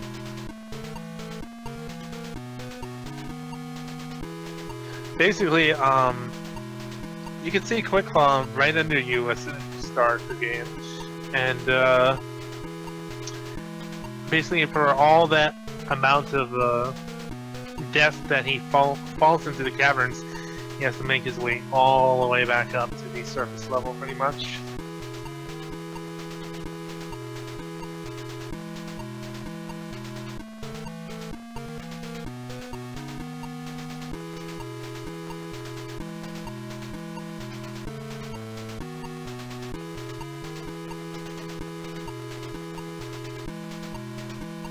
We have to be careful here. Oh, there he is! He's got Quick Claw. Totally looks nothing like a cat. Just told you guys. And he's on his way to Montezuma's revenge.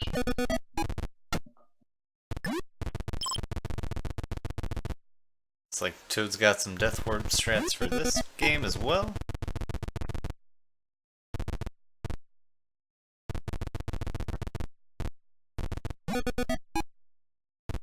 Indeed, he does. Montezuma's revenge. Pretty short goal here.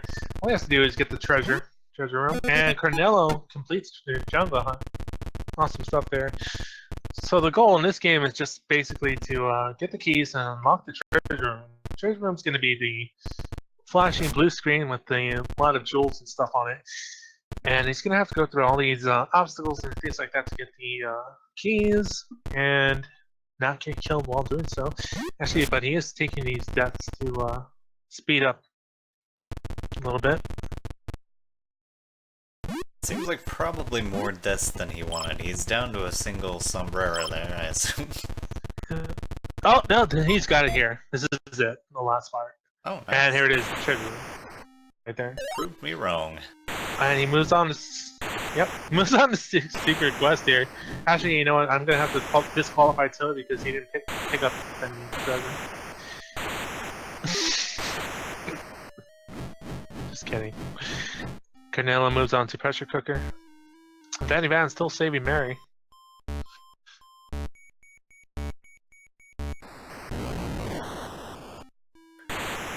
That's the last of the Marys to be saved, apparently.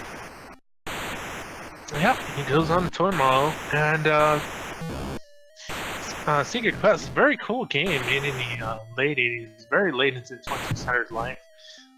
Basically what you do is you just kind of move around a space station, and you use a weapon to fight off these little monsters, as well as collect the energy and oxygen, things like that, as well as getting keys or codes to enter in and activate a time bomb to leave. So it's kind of like a weird top-down Zelda Metroid clone, you could say. It's Atari's answer to NES games. Very cool game. I like it a lot. But the goal to this one will be to defeat the third, or blow up the third space station. Is there a penalty for entering wrong code? If you enter the exact right code, it will give you a certain amount of time, a good amount of time. If you enter the, I guess, the wrong code, you do get a very short amount of time. I'd say about maybe 15 seconds or 10 seconds or so. So, once you know where the exit is, depends on you. Because these levels get a little more complex later on. They become 2-story or 3-story levels. As you can see by this little stage going through.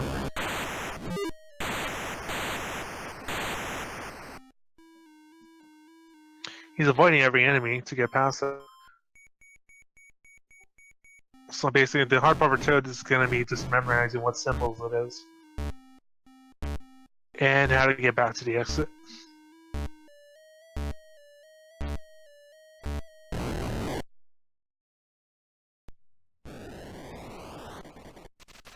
Alright, moving on to Hero. Final game in the run. Hero! Awesome game! Probably my favorite 2600 game. I love it. This is the final game, yep. And it's gonna be to beat level 9. Such a great game. So what you do is you're a rescue guy with a helicopter strapped to your back, as well as a laser strapped to your head, and you have dynamite to blow up walls.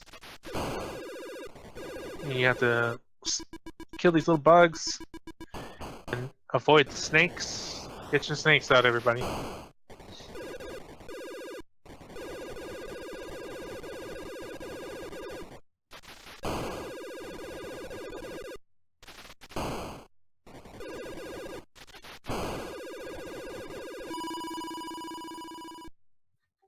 Toad, that's just a snake.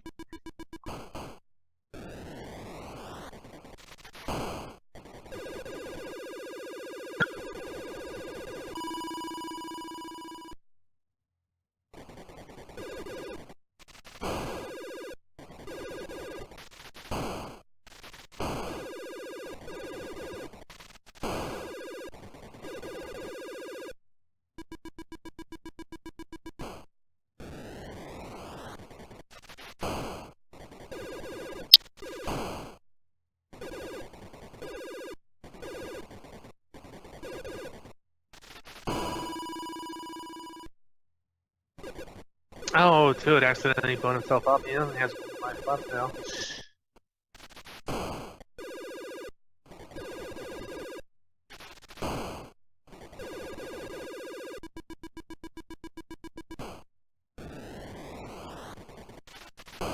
Moving on to level 7. And Carnello, almost halfway there to the goal. And pressure cooker. And Vanny Van. It's like he's. Yeah, good stuff right here.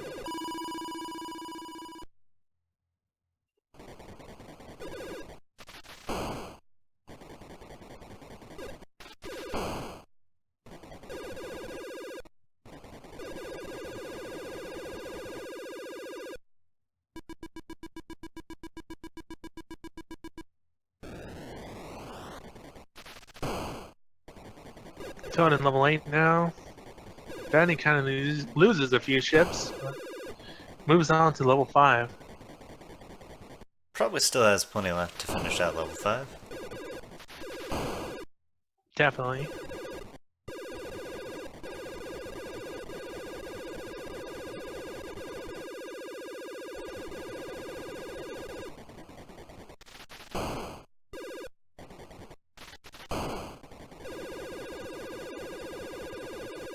Toad's gonna have to be pretty careful here, but yep, there he goes. He hits it. And here's the last stage right here, our last level.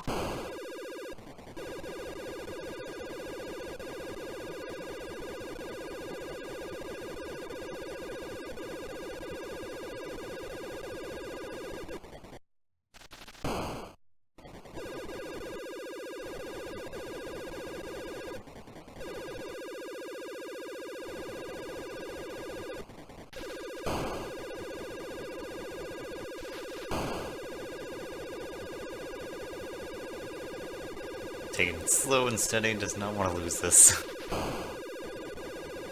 Yep, this should be the last one here. Toad just has to make his way to the cave, and he's got it. Toad takes it. Let's 207. GG to Nicely Toad. done. GG to Toad. He is our what do we call it? Master?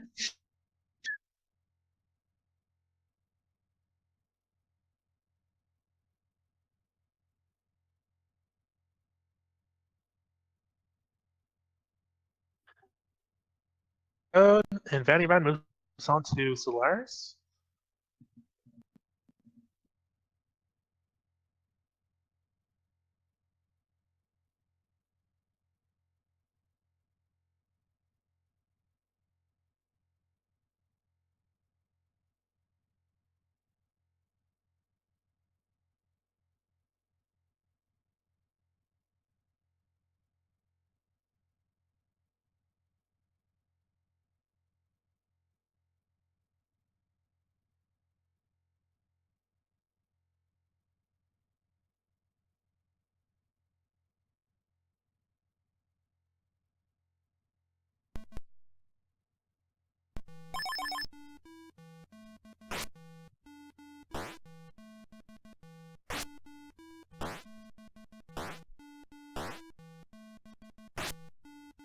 Cornell building those burgers. Getting close to 14,000 points. Thinking after this round he might get it.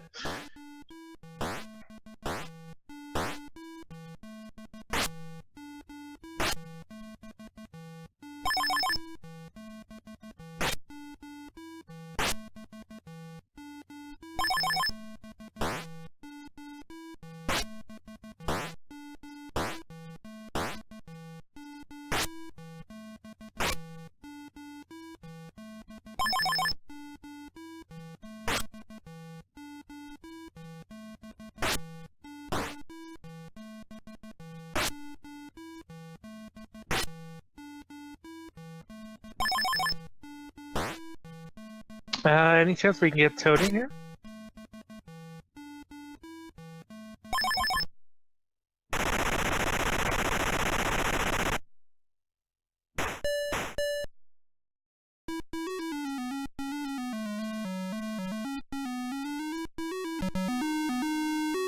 Nicely done. Cornella goes on to bingo.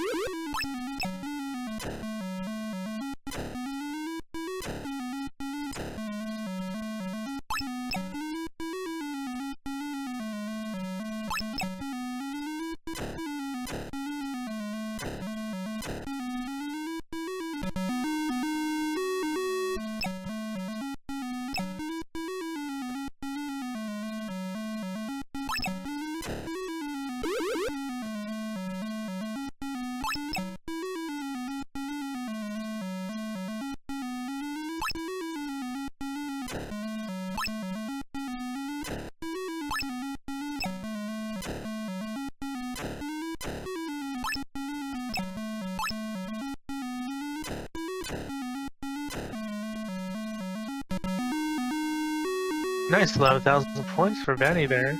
And Canelo, about 14,000 points.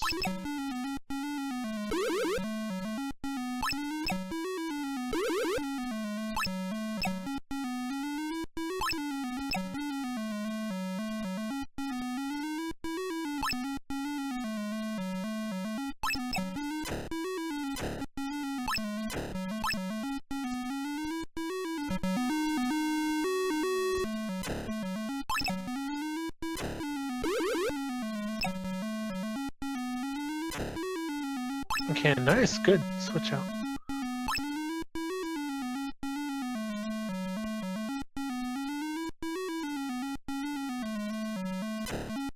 Oh, Vanny, a little low on fuel here. Hopefully you can find a fuel station before it runs out. Oh no, this is live. That's no problem now. It's on the alien planet right now, so I believe if he clears out this one, he'll get a lot more points, at least 10,000, which will skyrocket him to the goal. Now we're moving on to the tanks. Yeah, this is it. He's on the runway. And he just has to clear this.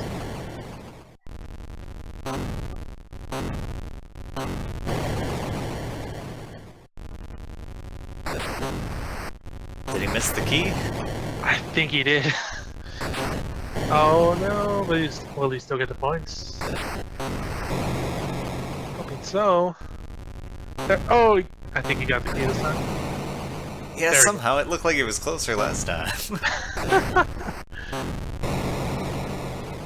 Get that key. Oh no! Oh, Vanny, please. Oh, that's a reset. It's a lost lives. So we are joined by our winner, Toad22484. Hello. Hello, hello. Hello, hello, hello. So how do you Hi, think your race Toad. went? For the most part, I'm happy. I was aiming for sub 2 hours, which I did not get. Mostly, I blame Chopper Command. Because holy crap, that game just... It has it out for me. I just could not get to that final stage with enough lives to feel safe enough. And it's only like 4 stages. And it had me. It had me the whole time. But I finally got through that. I figured as soon as I got through Chopper Command, things would start rolling a lot more smoother. I know yards started off a little bumpy, but in general, I think I usually start pretty slow in marathons and then eventually speed up and execute the rest of it. I'd say Adventure went swimmingly. I was so happy that yesterday when I was practicing for this Adventure just completely destroyed me for like 10 minutes. That loop 2 and that bat can get so frustrating sometimes. but I think Adventure went incredibly well. Pitfall not so much. Hashtag climb is a brutal climb. But overall, I'm pretty happy. I got it was just 2 hours 7, so pretty happy with that. Yeah, nicely done. Thank you. Sorry. Good stuff, Toad. It looks like all your practice in Pingo really paid off too. I mean, you jumped to 3,200 points. Yeah, Pango. The thing with Pango is it's mostly manipulatable. I figure it is all, but I didn't really spend a whole lot of time on it. I figured the goal was 21,000, and the bonus points are 5,000 each stage if you do them fast enough. And you can really fly your score up in the first 3 stages if you just get the bonuses, which is what I was going for. And I got the bonuses in the first 2. I think I screwed up a little bit in the 3rd one, but overall, Pango went really well. And it's a difference between like a 1.5 game to 5 minutes, and that's a big chunk. Yeah, besides that was really, really well done there, Toad. So, congratulations again. Thank you. What do you think is your favorite game from this set? That's so hard. I'm so torn between Adventure and Pitfall 2.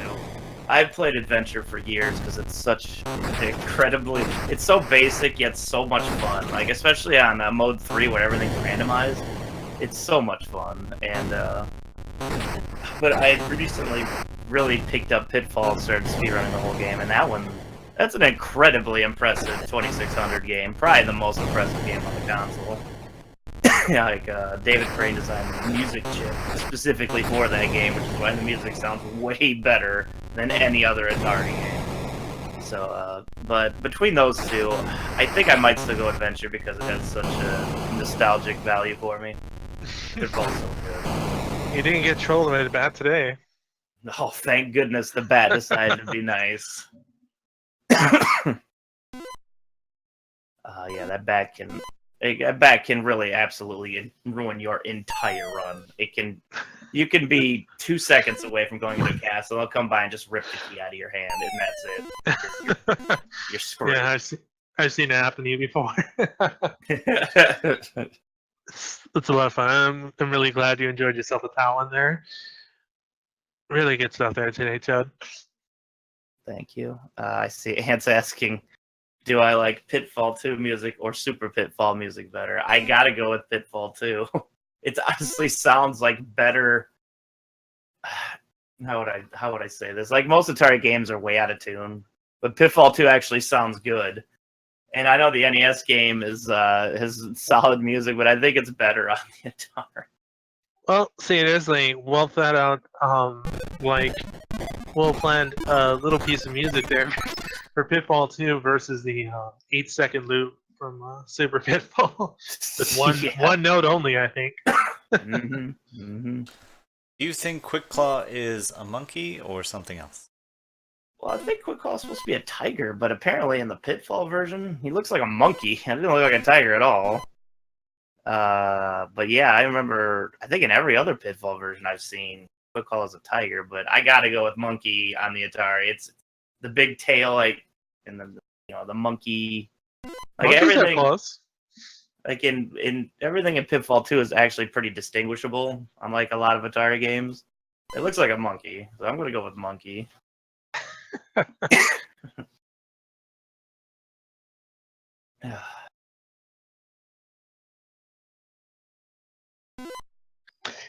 Any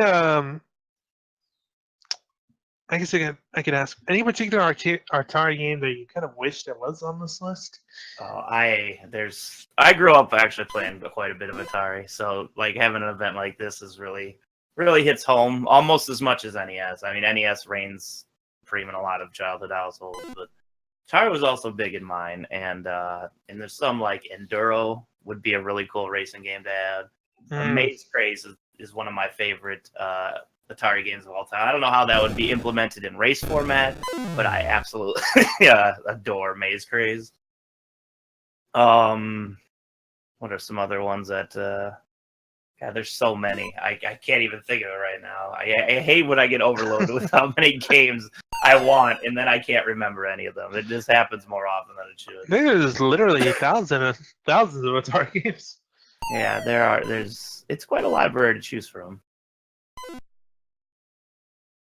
And I gotta say, the biggest surprise in this list was probably Boing, which Vonnie is on now. It's a very fun version of an unfun game, which is known as Q*bert.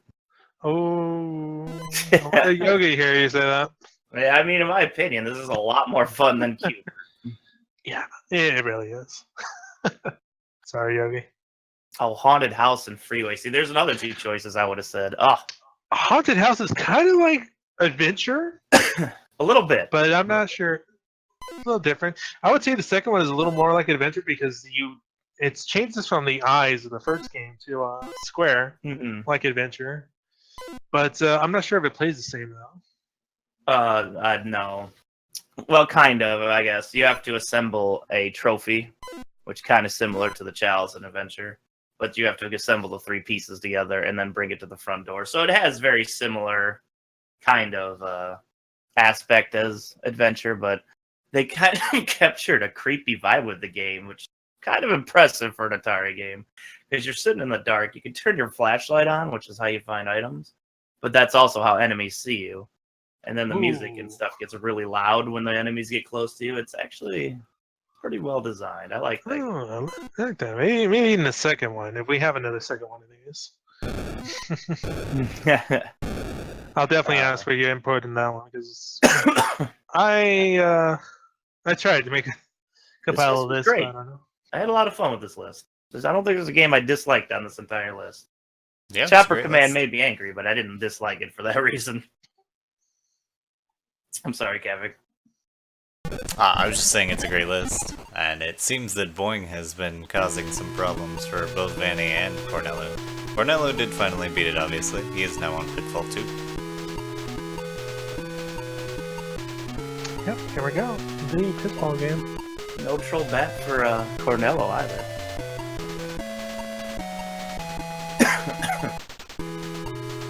I was super excited to learn Pitfall 2. It's such a good game.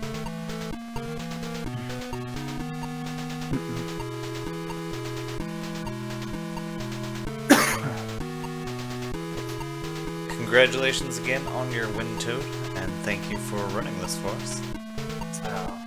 Thank you for having me, and thank you for putting this sweet game, this Atari marathon on. There's not enough love for Atari on.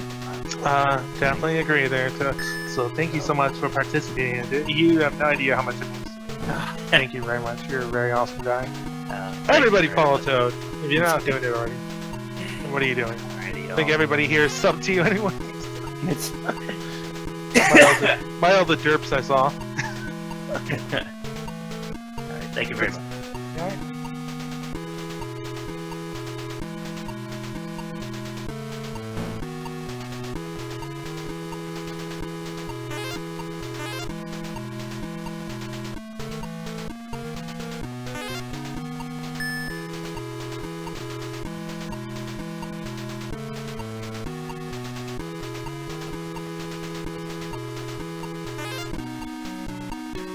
Oh yeah, Mike still brings up a good point. There's a huge film scene for the Atari 2600. This is very impressive. For example, there is a like a really improved version of Pac-Man. A lot of people didn't like the actual port to Pac-Man to Atari because it really wasn't like the arcade version. Someone made one. I think there's quite a few. I think one of the most notable one is Pac-Man 4K. And it's almost exactly like arcade Pac-Man. It's really good. It's got the colorful mazes and everything. And they also made a good like a homebrew of Donkey Kong. which is a lot more like the arcade game than the weird Atari version with only 2 levels that was put out. So a lot of really cool homebrew games. I think someone also made a homebrew version of Gauntlet and some like dungeon crawling RPGs. Really cool stuff that I still want to try. Cornello's starting up this climb. It's a brutal climb here. Let's see how he does.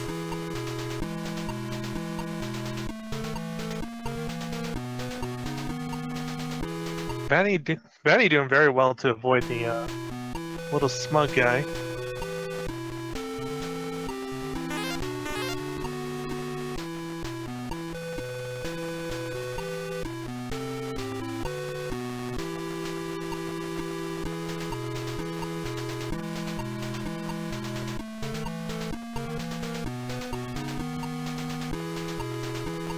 Nice.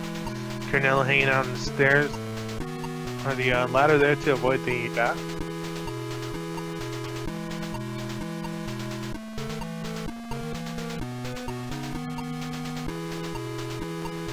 Kind of unsure about the vulture there. And no, there he goes. He gets past it.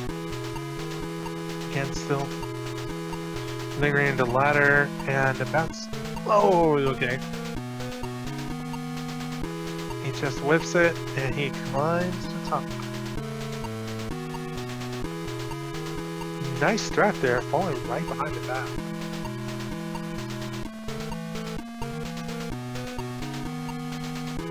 Cutting up pretty close to that bat right there, but he does get underneath. Yeah. It's almost pixel perfect. I have to avoid these things.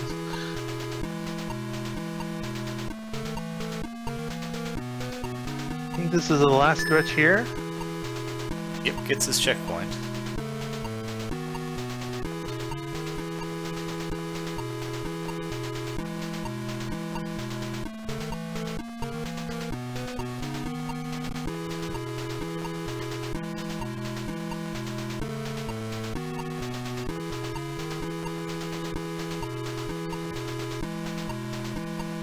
Vanny moves on to Mega Mania.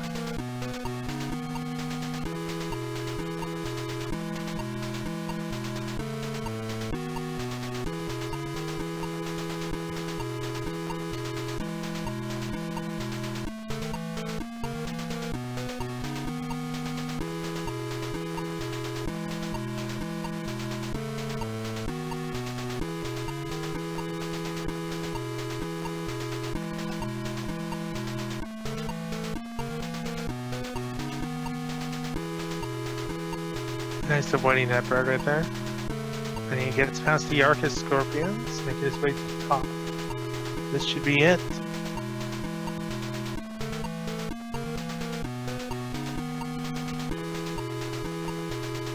Nice, he just has to get past that frog. Nice. There he goes. Rescues that poor monkey with its knees shaking. Yep.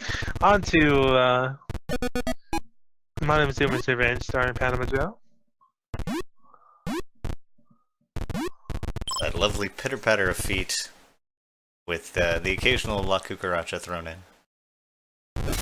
Gotta love La Cucaracha.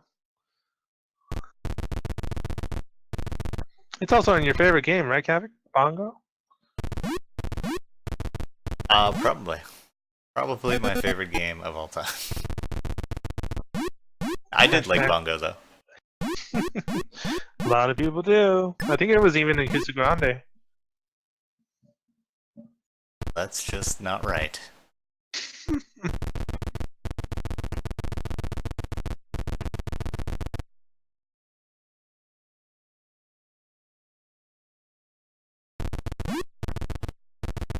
Let's see where route Cornell is going to take. Let's go to the treasure room. Looks like he's going to go and try to collect the second key here.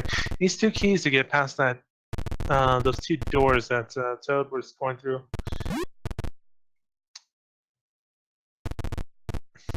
Yeah, there it is, right there. I think it just takes a different route.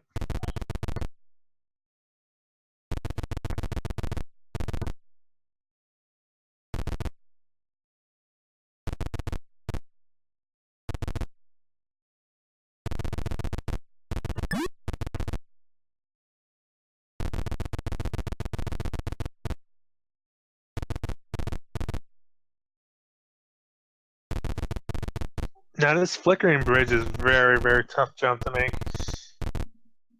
Because as soon as it does flicker out, you will fall down. And yeah, you're gonna have to really time that jump. There goes, Canella makes it. Treasure room. And look at that, unlike Toad, he actually gets the treasure. Oh, Toad. Still have to disqualify Toad for that. There he goes, moves on to Secret Quest. Meanwhile, I think Vanny had to reset.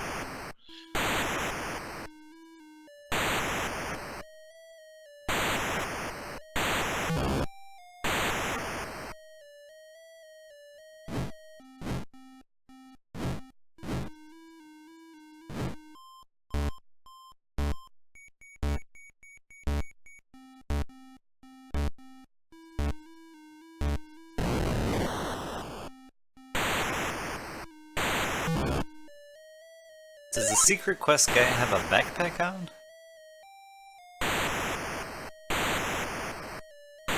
Or perhaps he's in some sort of fencing stance. It's a spacesuit, so it's like a... Oh, okay. Yeah. I think they're Mine's a oxygen lightning tanks. That makes sense.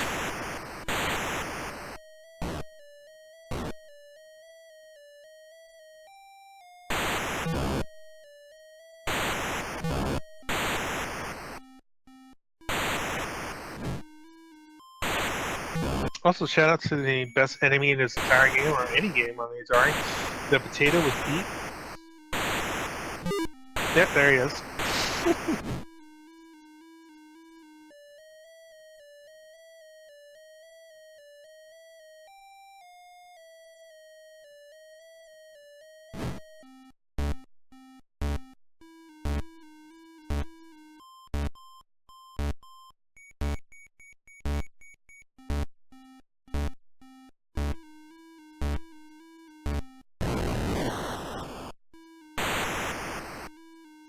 Third space station.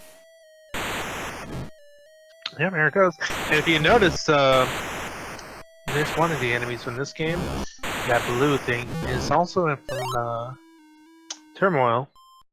And that blue thing also does show up in Solaris too, so we got quite a bit of crossovers here. He is out of oxygen. I'll find some oxygen, nice. Oh, there he goes. Good drop.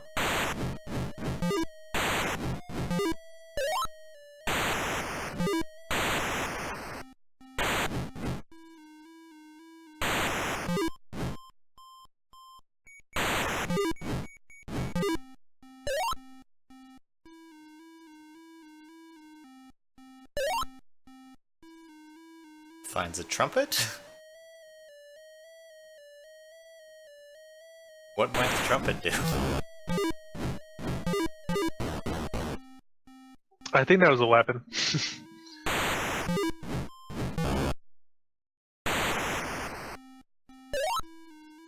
Oh, reset. So is this back at Station 1 now? Yeah. Oh, that's unfortunate. And he doesn't have a trumpet.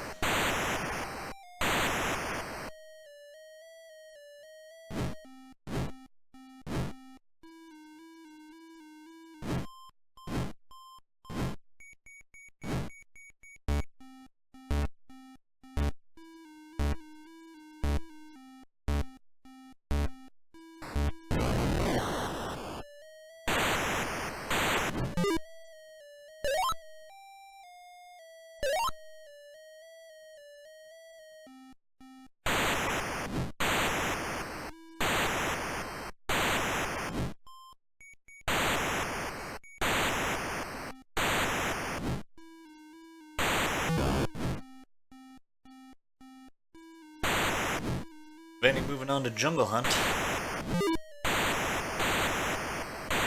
Why are some of those vines reflective?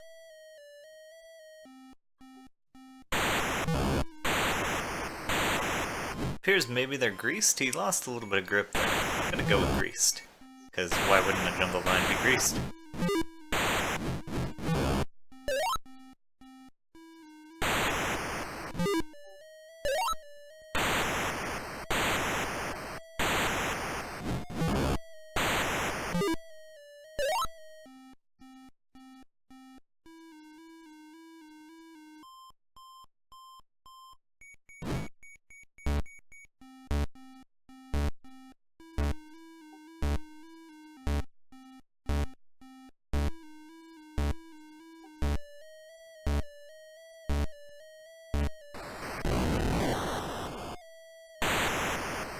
2 space stations blown up. He's got tons of oxygen.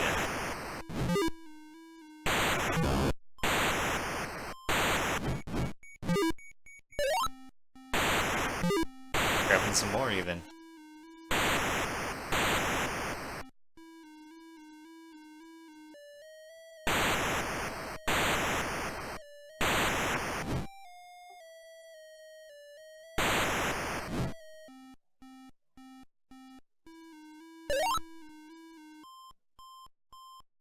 Another trumpet. You don't actually need oxygen to play a trumpet.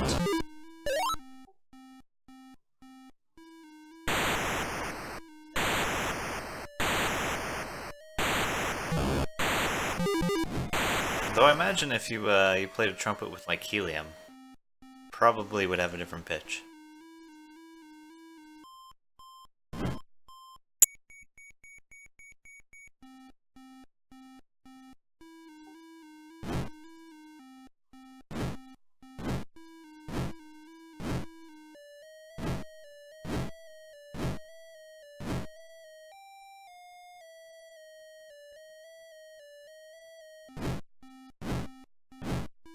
Something's gone wrong here with the code.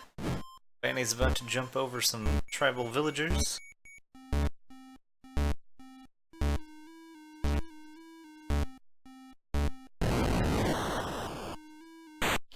That's 3 space stations blown up.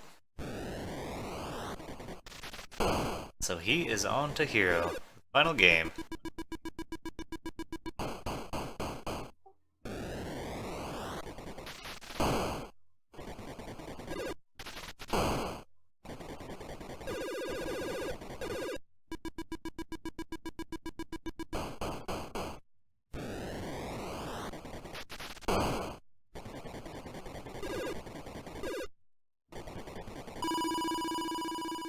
Oh, that bat is just right there. That is cruel.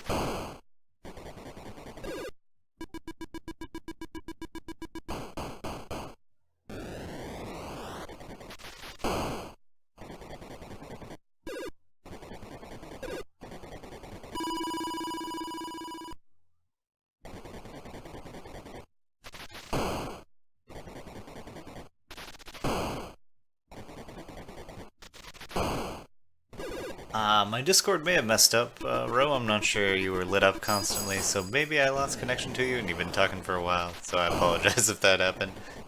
Or, yeah, whatever.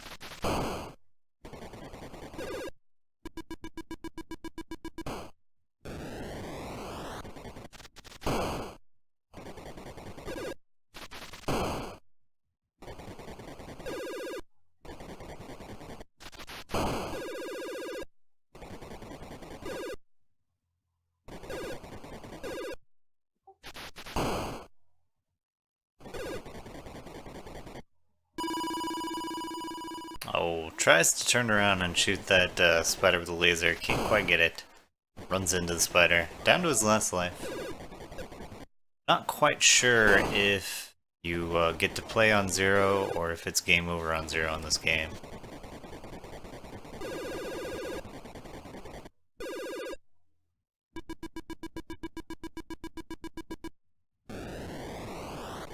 Moving on to level 8. Has to complete level 9.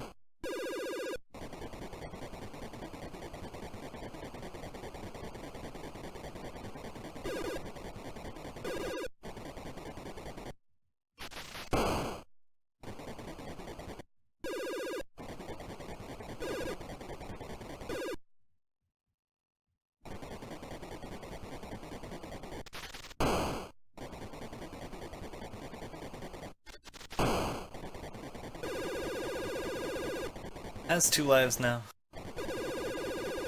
I've been told that you do in fact play on 0.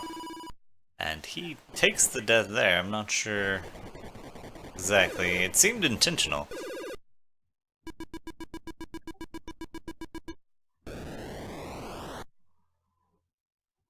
And that's GG.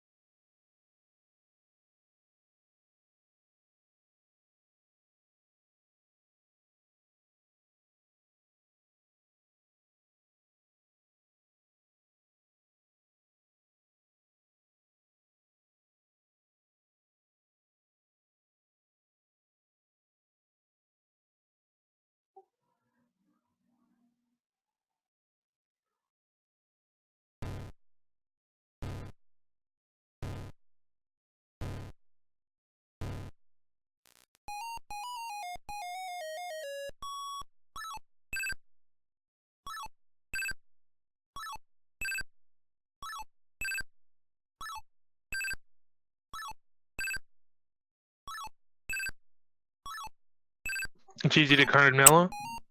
Carnella, congrats.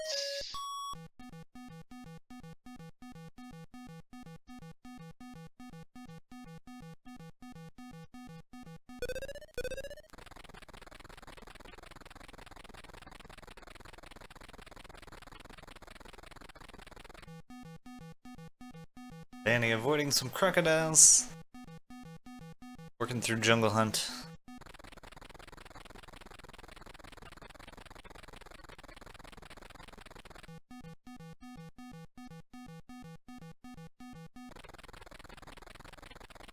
Yeah, Jungle Hunt's pretty tricky.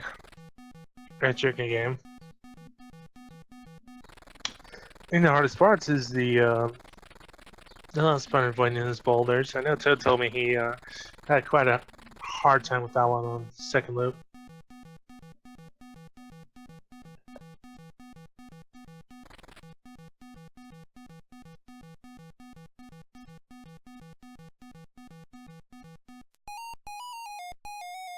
These boulders have really caused a lot of problems for multiple runners here. Definitely.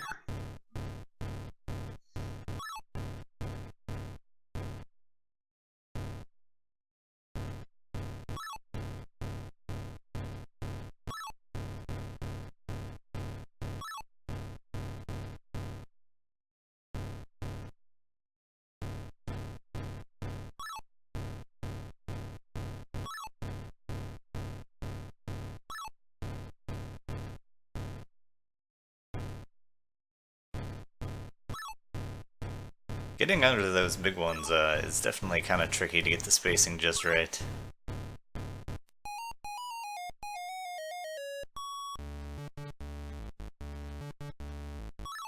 Yeah, it's pretty difficult. It's kind of like the pitfall to avoiding the flying bat or anything like that. Except these are a little faster.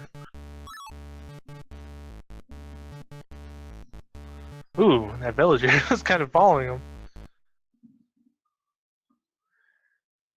And there he goes. Got the girl. Let's do the dance.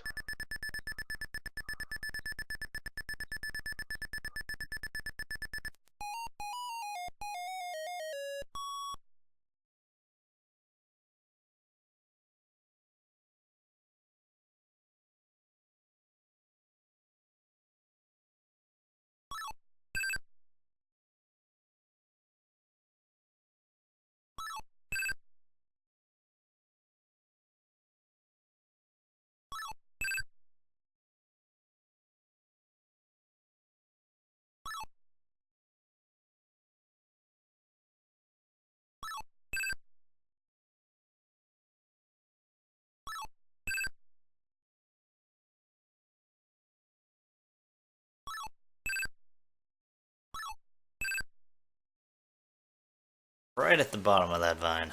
Hopefully he does not slip off that.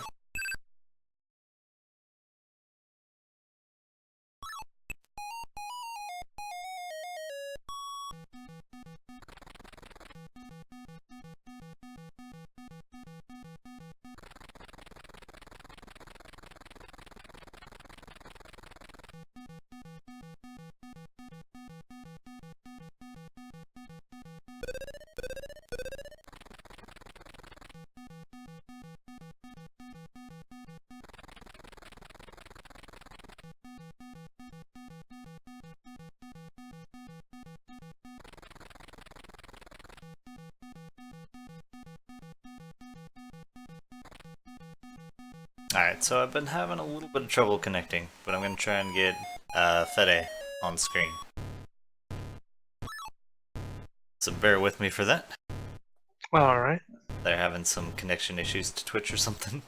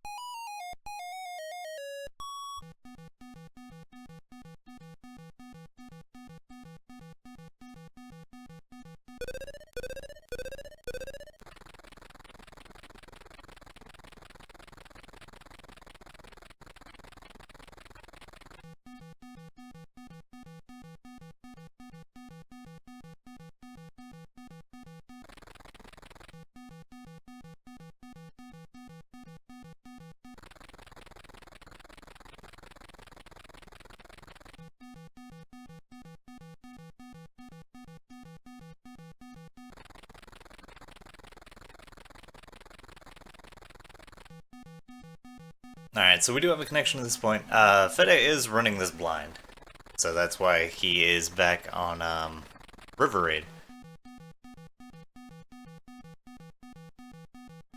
A lot of these goals are really, I would say, not very blind friendly.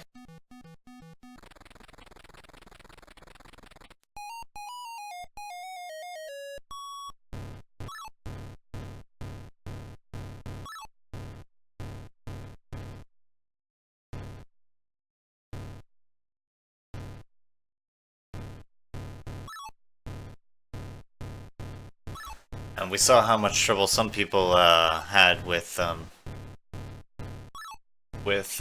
just goals that they've been practicing for. So trying to do this blind is no small feat.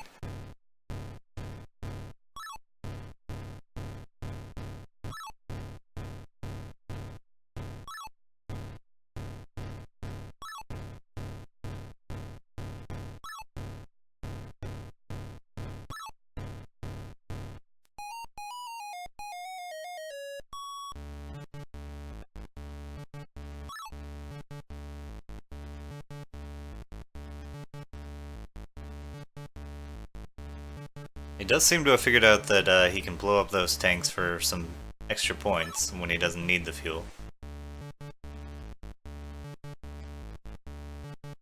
Apologies for the gray, again it's the connection issues we've been having.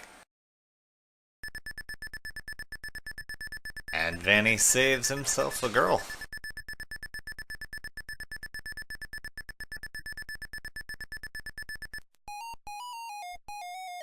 See if you can get through loop 2 this time.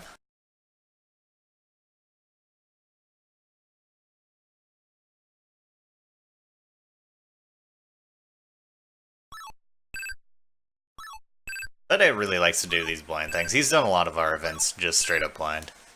And he will push on through. He's got some good persistence.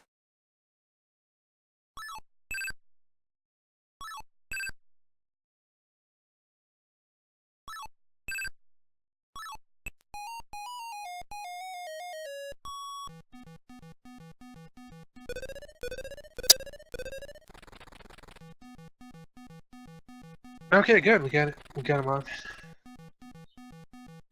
Sorry, I'm back. Yeah, it's a little unstable, but we have him on stream for now. Okay, nicely done.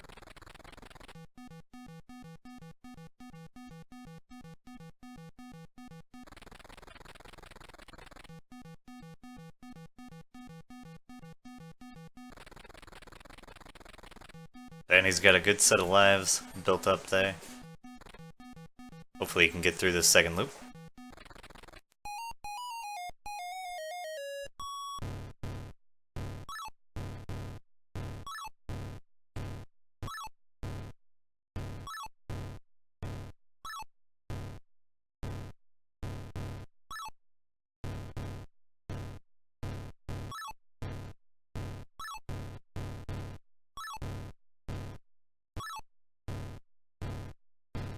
Yeah, don't forget everybody to vote in main council and vote for the final two games out of those 4 choices right there. So everybody please get your votes in. They will be accumulated soon and we will reveal the results pretty soon. As well as the list of games for the main countdown. Yeah, I'm really looking forward to that list. Yep, trust me, it's going to be very special. So Fede is out of lives. Looks like Vanny got his second loop of Jumbo Hunt. Very nicely done. Fede needs to get to 20,000 points here. I believe is the goal still. Let me get this updated list, make sure I'm not on the wrong one. Shouldn't be too hard. Won't take as long as say Berserk.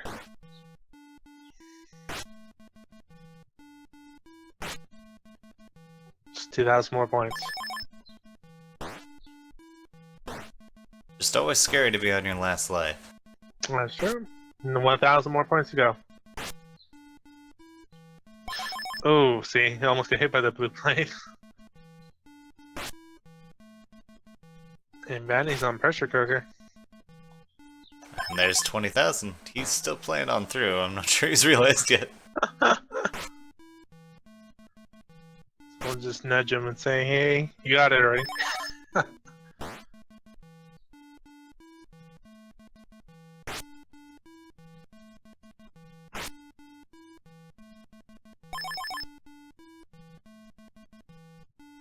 really like the execution of how they did Pressure Cooker. It's kind of a concept that I've seen, build food items. It's common in a lot of other, like, mini-game games. But I like how they set it up, where you have to throw the ingredients back and put them on the line and whatnot. I think it's really cool. Yeah, it's pretty neat. Except when you, well, I always often drop the ingredients or, I guess break them because I don't catch them right. Yeah, it gets a little harder that way. See it like there, Vanny accidentally broke the onion, which I'm sure made Toad happy.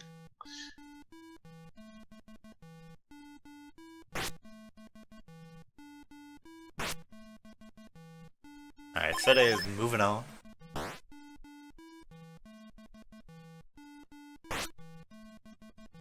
One smart thing that I saw for sure Toad did, maybe the others did as well, is he numbered all the ROMs so that he could run it in the proper race order. Whereas you see Fede, who running it blind maybe doesn't have the preparation. He had to search in his list to find Fast Eddie. Yeah.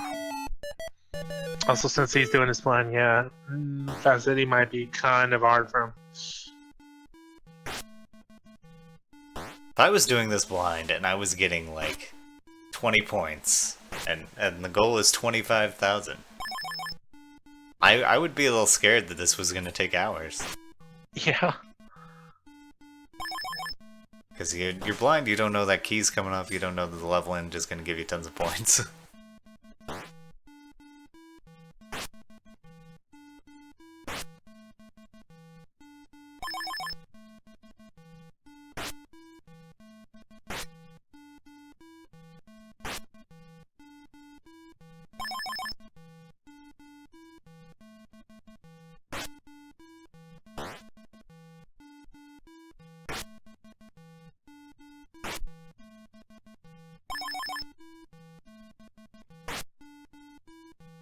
He does scout out that key and goes for it.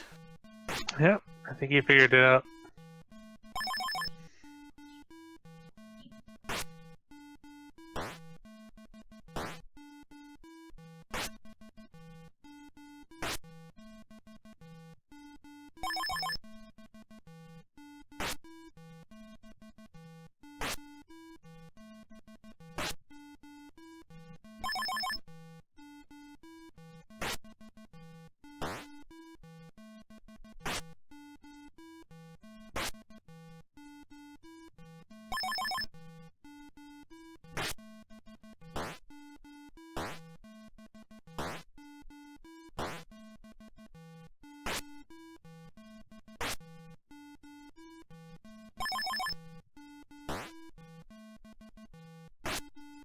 Looks like Vanny hasn't dropped anything or messed up any ores yet.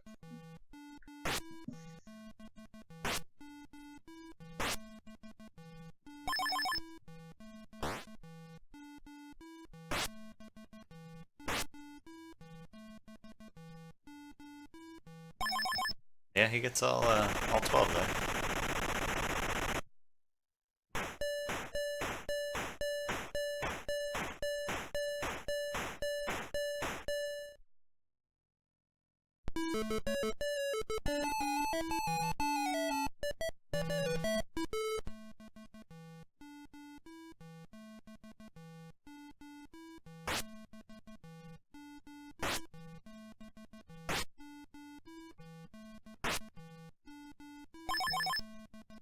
Yep, now the ingredients are gonna start shooting out pretty fast.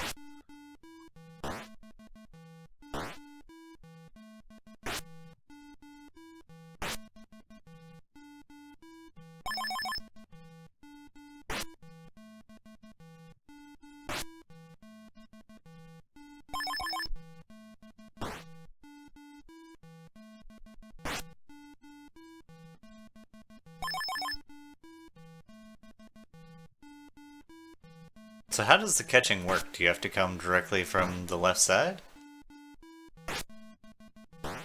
Yeah, you have to face the ingredient and then catch it. To reject it, you have to hold the button down when you're facing it, and it'll bounce it back. If you're off a little bit, it'll break the ingredient or whatever, or I guess drop it.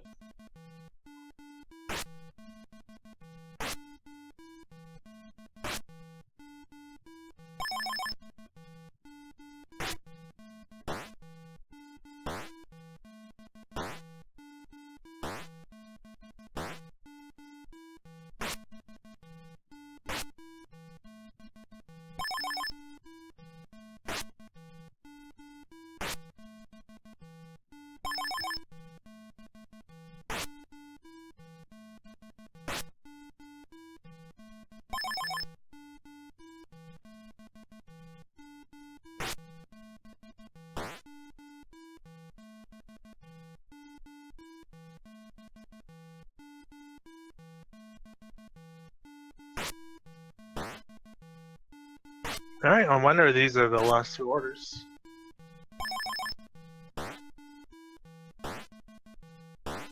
Yeah, this should be it. Just put them to about 10,000, 10 or 11,000. So those last two orders were the exact same. If he had put that one in the blue pile, would it have been a mistake? Yeah, it wouldn't have counted, unfortunately. Ah, that's unfortunate.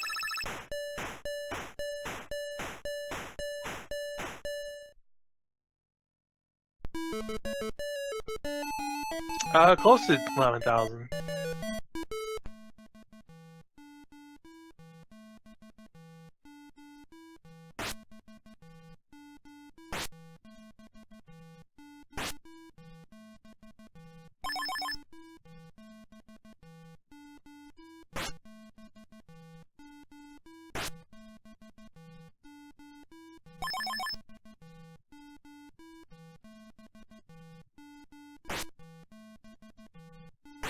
Oh, you canceled? Okay, my mistake.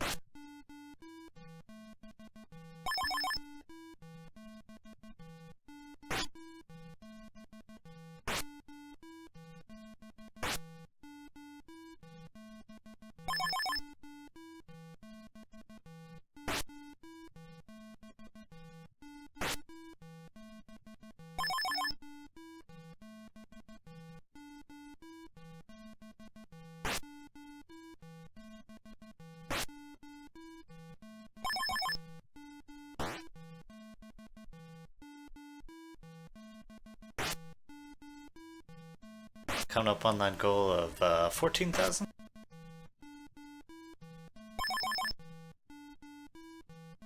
Yeah, 14,000. Fede is down to his last life. Are those balloons he's collecting, I suppose? Yeah, the little items are MacGuffin's change. Yeah, there's kind of a weird assortment that they've chosen. Like, why are you collecting tanks? Tanks, telephones, spades.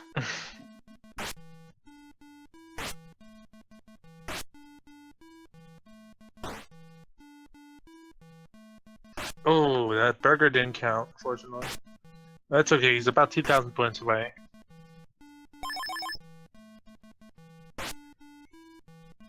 I'm not sure if he didn't put it in right, or what. I think he didn't put it into the chute right.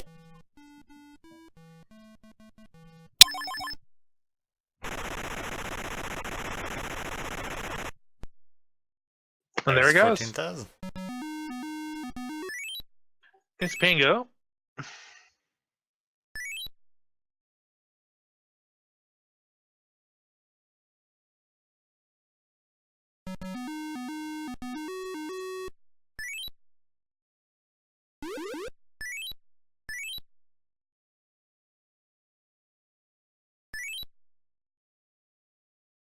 He's definitely got that planned out. Knew exactly where stuff was gonna spawn. Knew where to move.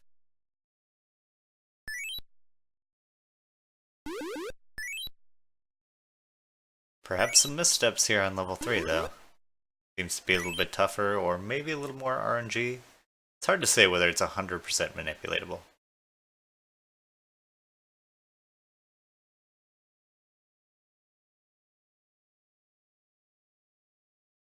But it's the same level that Toad ended up taking a little more time on.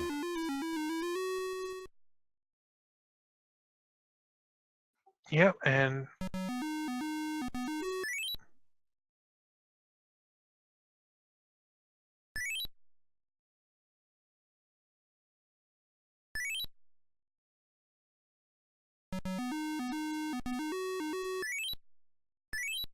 there you go, about 16,000 points. Halfway there.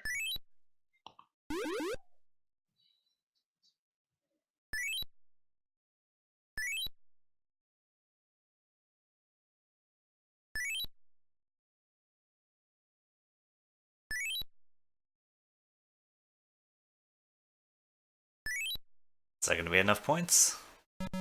Not quite. Needs to get to 21,000. But there it is.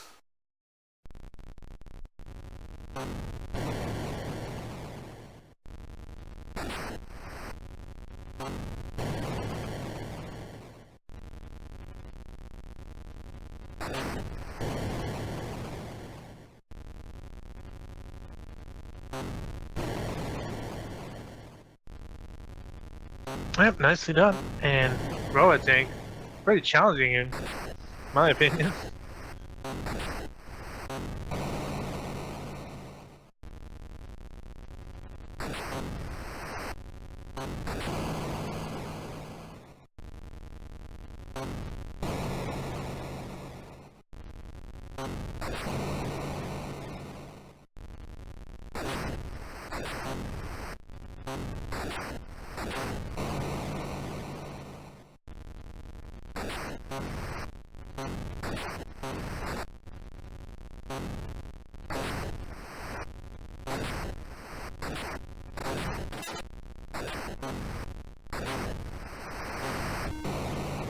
That's going to be close, and I think it's going to be, there you go, one squadron right there, or almost.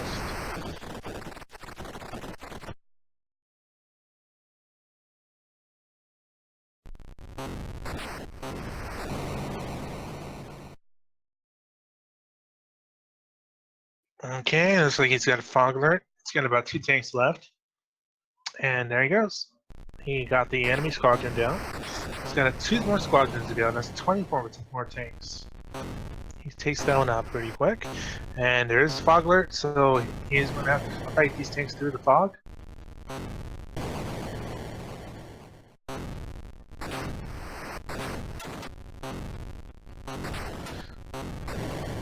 Yep. Thankfully, these tanks aren't facing him, so they're not firing at him immediately.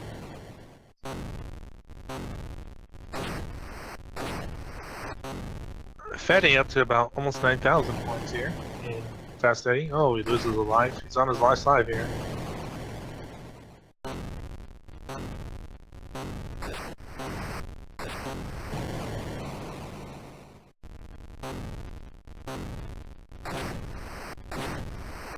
Oh, and he takes the last death there. He's gonna have to restart Fast Eddie. Vanny here has about 9 tanks. He's got about 3 more to go.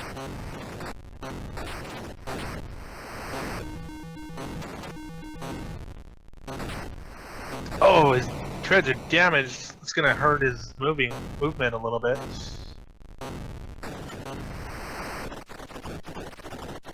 Oh, and he takes a shot there, taking out his tank.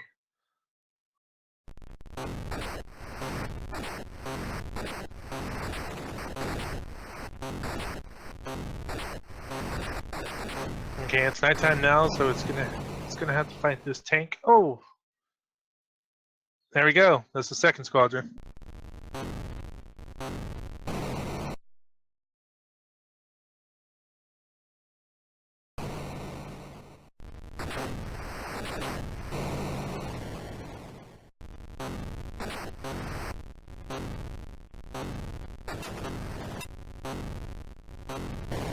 Yeah, I don't think radar vision isn't that bad because you can kind of guess where they're gonna be.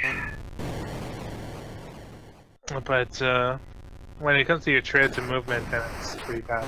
So right now, Benny's radar is taken out. Oh, and he got a direct hit. He's got about 2 more tanks though, so shouldn't be too bad. It's about 4 tanks into the getting the 3rd squadron. It's got That about death 8. animation is really cool. Yeah, it is. Because these aren't supposed to be man tanks; they're supposed to be robotic tanks or automated tanks, I guess. Oh, that makes sense. Look at that, he's already building up quite a few tanks already. He's got about 8 already, so he's got 4 more to go.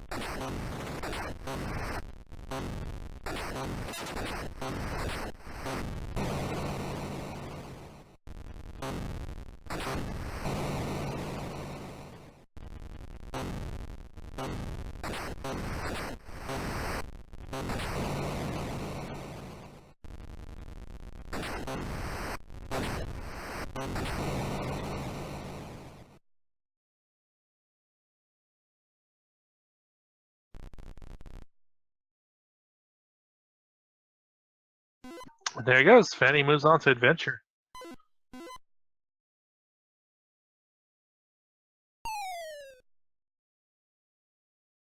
Stabbing that dragon with the hilt. The only way to slay dragons.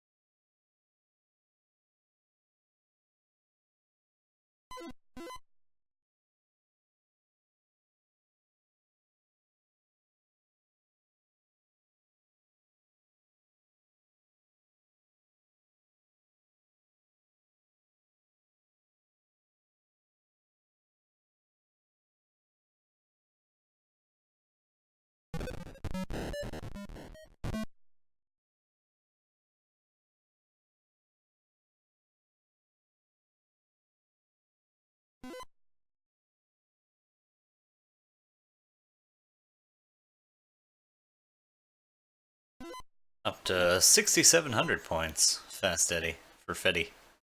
Fast Fetty.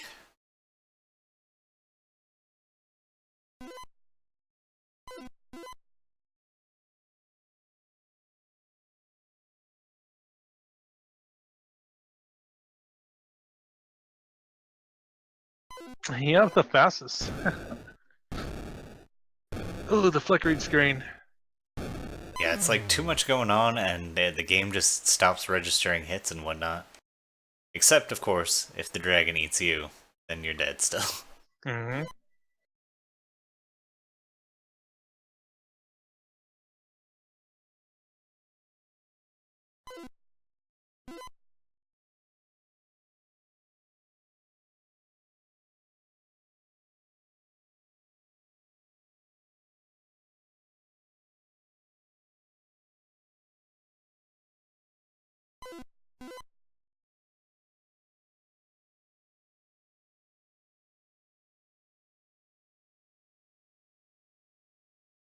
Oh, he's moving to that maze. Like you. Let's see if the bat doesn't try to swipe anything today. Thankfully, it's been a normal Saturday and not Saturday.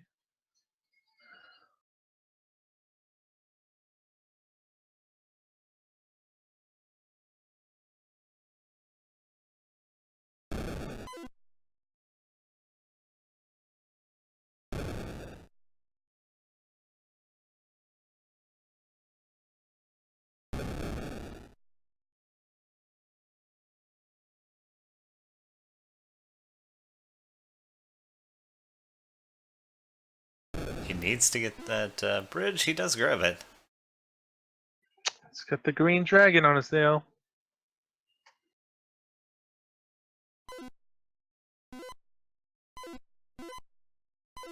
Trying to maneuver the bridge around, gets it enough in there. It's got him.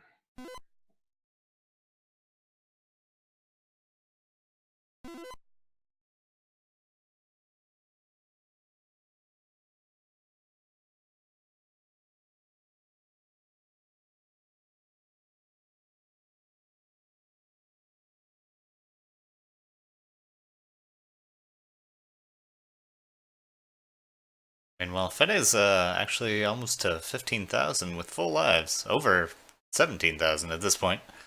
Nice. Nicely done. He's learned pretty quick. Is still going to get a lot tougher later on, but hopefully he can pull it through. Yeah, because those last days are going to get kind of overwhelming.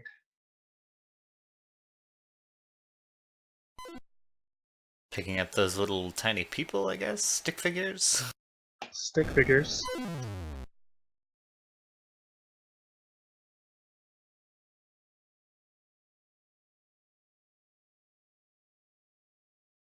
Oh, takes a death there. It's almost out free.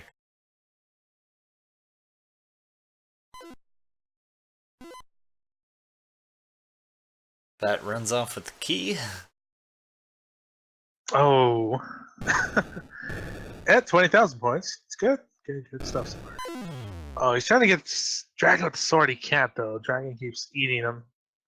And he finally got him.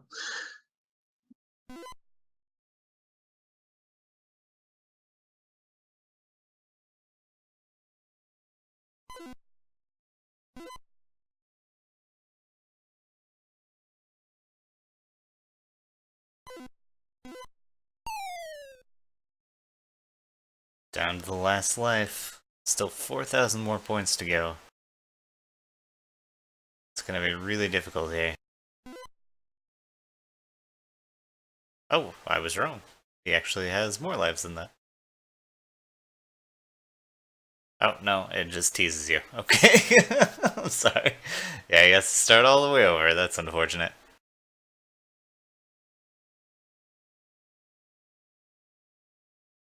Thought maybe he found a way to make the lives wrap around. Oh, no. Fortunately not. Yeah, you can only get a maximum of 3 lives at one time.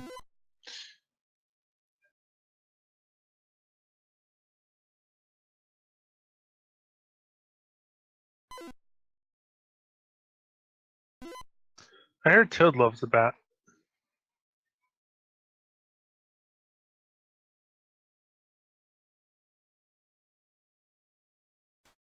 I did see when Toad was practicing Adventure, there was a time where the dragon was coming after him, and the bat swoops in carrying the sword and drops it off for him.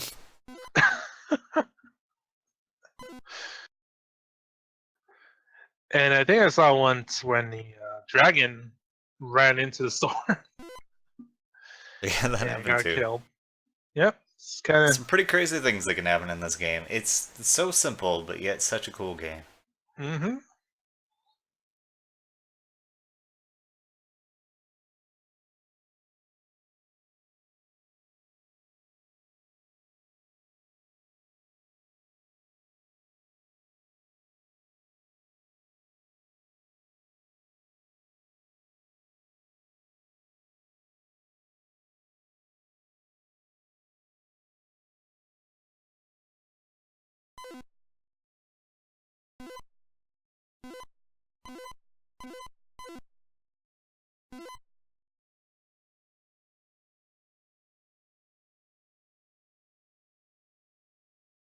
Bat swinging by to drop off that key for Vanny.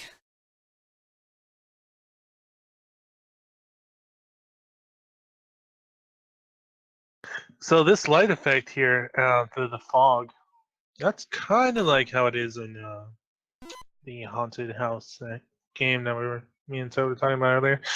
Um, it's a little bit Maze is the same thing too, but it's pretty Dead much. end. Can you get away from the dragon? Oh no!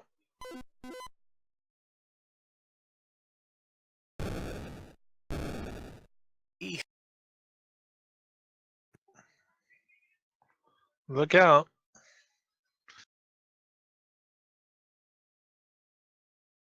Oh, Yellow dragon will not let up. That's the end of it there. I don't know. yep. Yellow dragon him.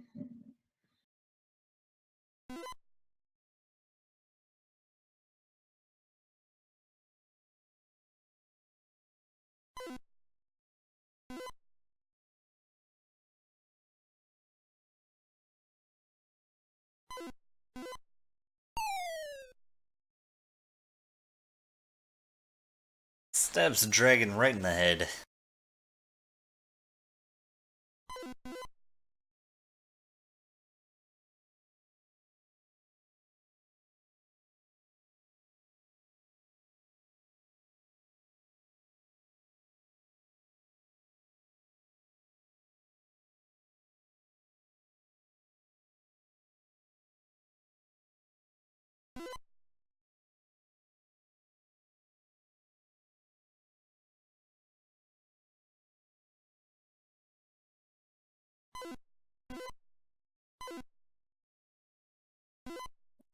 Oh, don't tell me the bridge is kind of stuck.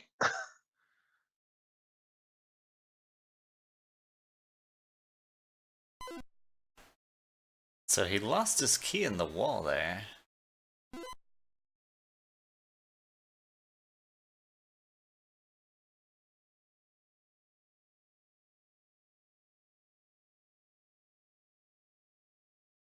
That flying away with the dead dragon bunny. He is. I don't know. This looks like a duck to me. I think it looks like a. I think it looks like a seahorse to me. Yeah, I can definitely see seahorse. Also, there is a magnet item I think that attracts all the items to you. I remember using that once.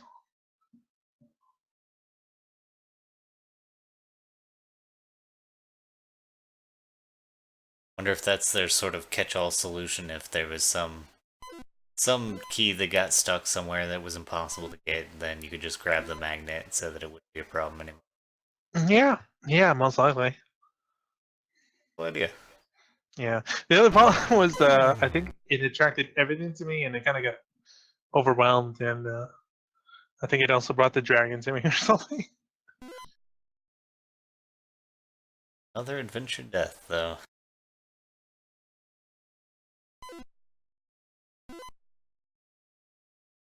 Yep.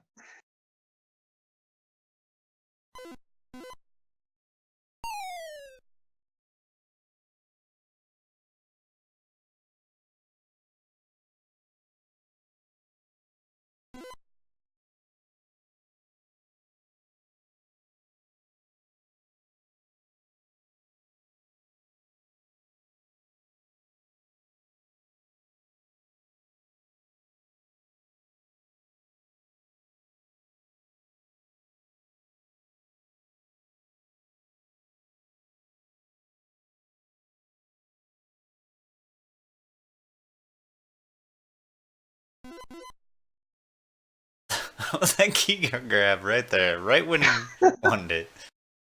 Oh man.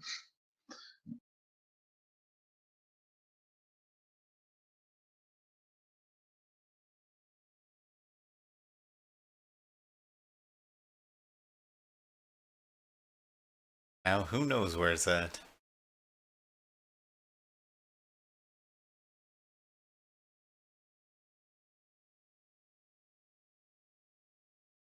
Well, there we saw it for a moment.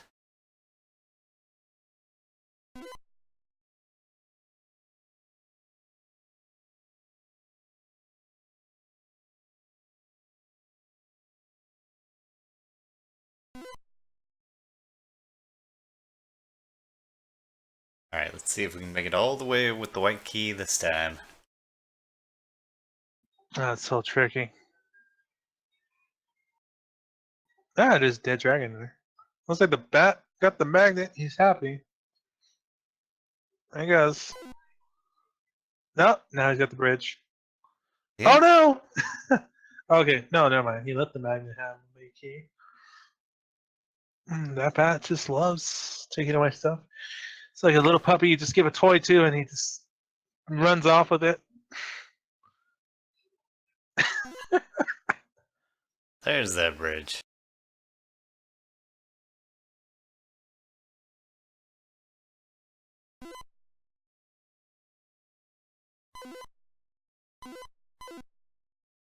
And the bat takes the bridge again.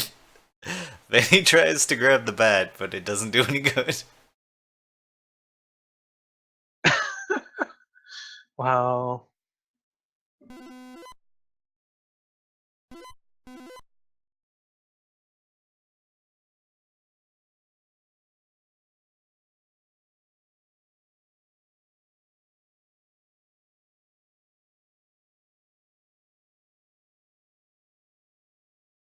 This bat is relentless.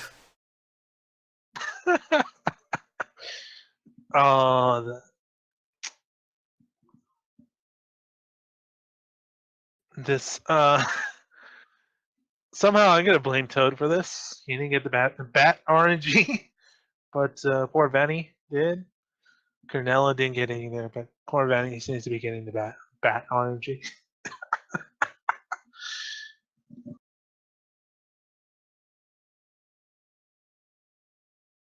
And Fetty up to 21,000 points. Not bad at all. Down to the last life again, though. Oh, very rough.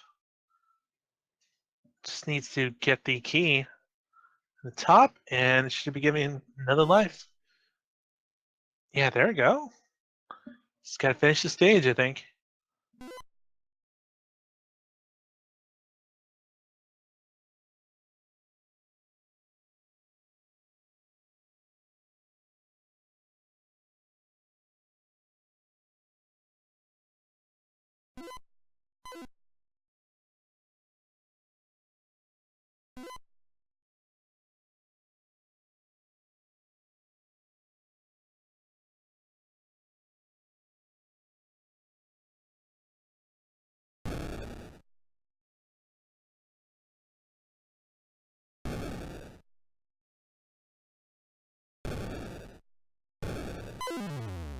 Oh, no, cornered. And yeah, I guess you could say the magnet worked too well in tracking the dragon. Betty's making some really good moves over here. Absolutely. Playing it very cautious, but he's still got another life to go. And he's got a lot of the weight of this key. I think he figured this out. That was almost it. Oh, then he gets hit by the Goomba. So now it gets even scarier. It just has to make it way to the top, that's all. But those two on the top floor there, or second floor, second to top, their movements are erratic and it's kind of very hard. Yeah, as long as he can get to the thing, there he goes. Oh, almost. They did get an extra life, so there's that.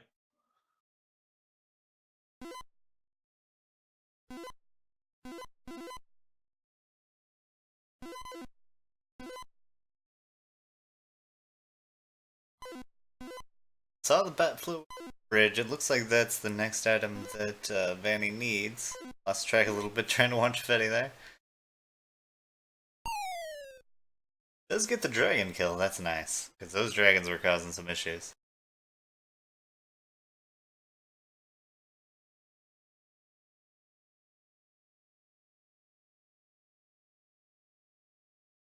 Definitely.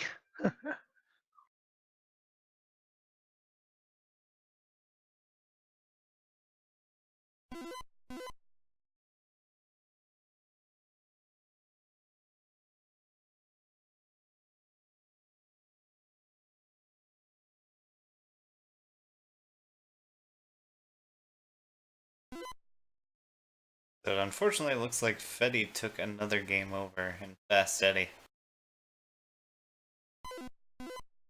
Takes a moment there, collect Yeah. himself, maybe punch a few things, I know I would. He's right back into it. Hopefully he has better anger control than I do.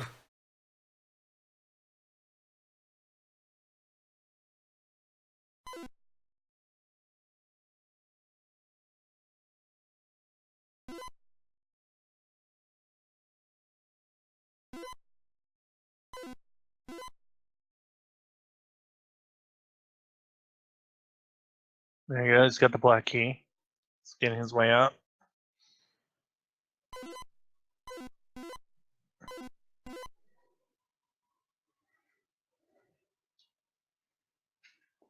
I think he went there with the sword as a precaution in case the bat will come.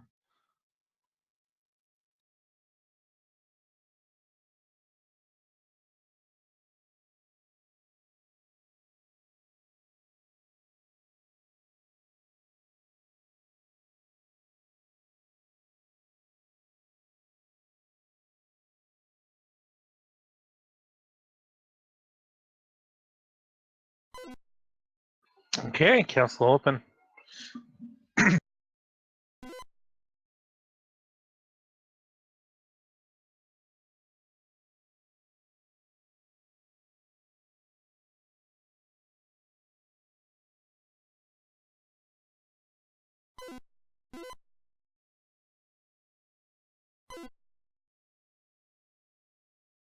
Alright, Yellow's up. Needs to get the grail and head on back.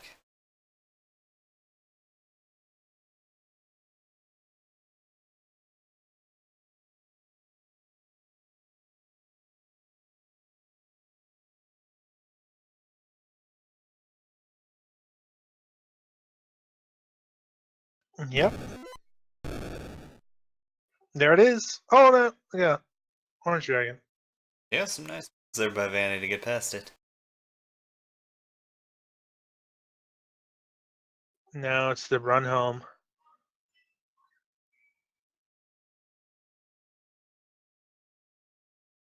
Can the bat swoop in and steal the grail? Ooh, the bat had the magnet. I imagine if the magnet worked and attracted the grail away. And there he goes. He got it home. Onto Pitfall 2.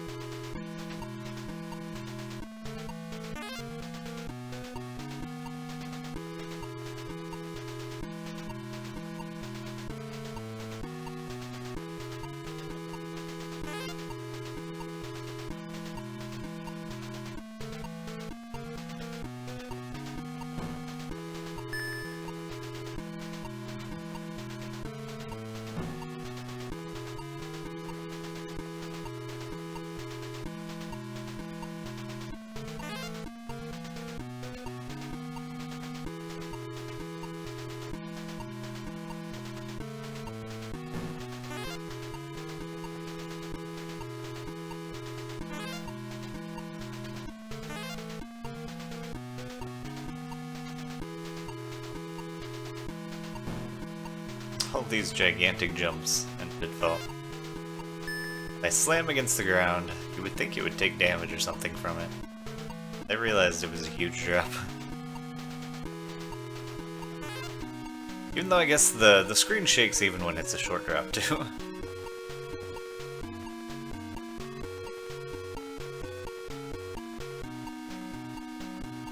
The balloon ride.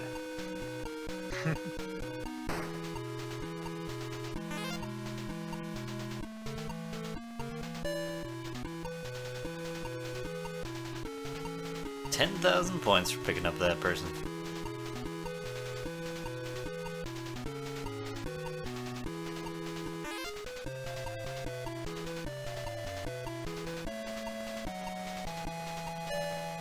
$20,000 for a diamond ring.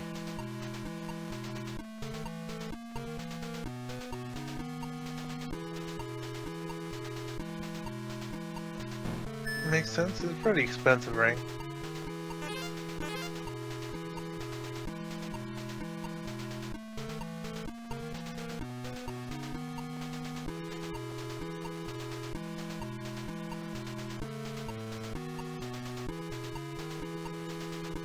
Danny's not interested in gold.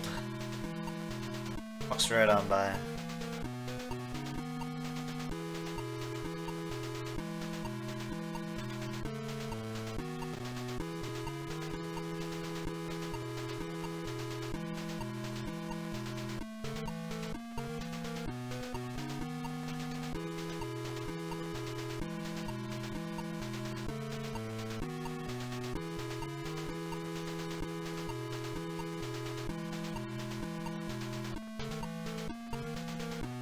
The MacGuffins here appear to be hammers.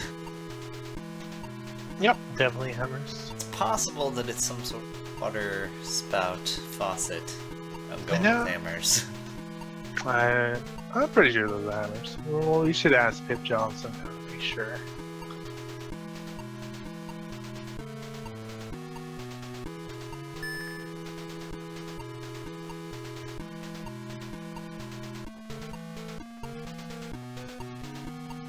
Oh, walks right up into that Oh, top Goomba. And another right into Goomba, trying to avoid the bottom Goomba. They're kind of set up in a trap there. you can't get between those two.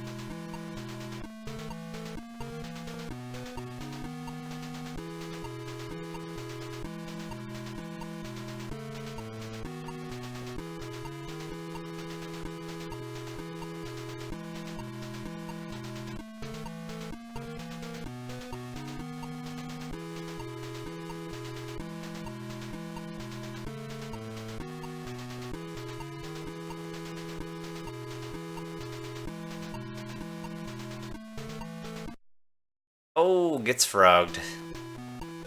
Oh, not the frog. So close.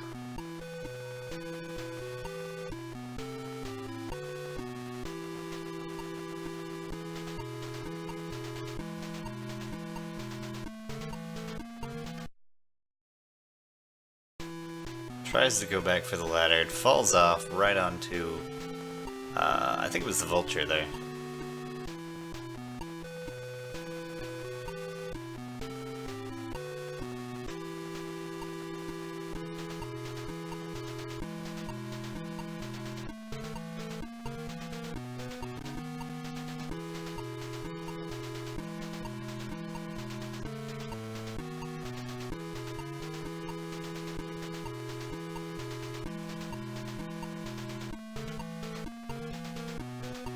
This is all your Eddie, fault. Eddie has to start Fast Eddie over again. Oh. Again, that's really got to be one of the hardest games to blind in this run. Yeah, it's kind of a gatekeeper.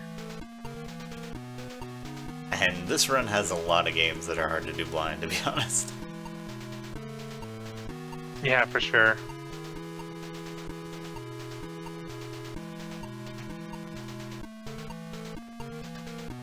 Okay, here's the scorpion climb here. Should put Vanny back to where he was. Yep, there's the frog. Just gonna be a little careful with the frog. Mr. Frogger here. And that's a quick claw get. Yep, got him. And here we go. Let's see if Vanny actually gets the treasure. I'm like Toad. Alright, I'm sorry. I'm kidding. I'm kidding. Going with those death strats.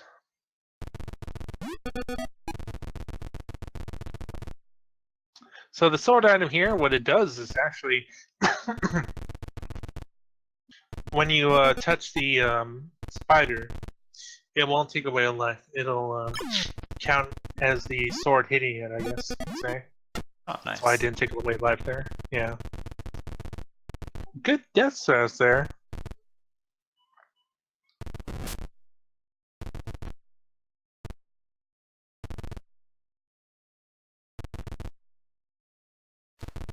The hero of Montezuma's Revenge does have a deceptively small hitbox, so you can kind of really hug those walls. Definitely. It's very suggestive you kind of get right close to him. You don't really have to like practically touch him, but it's good to get close to him. That way, there you go. He makes it to the treasure room. Nicely done.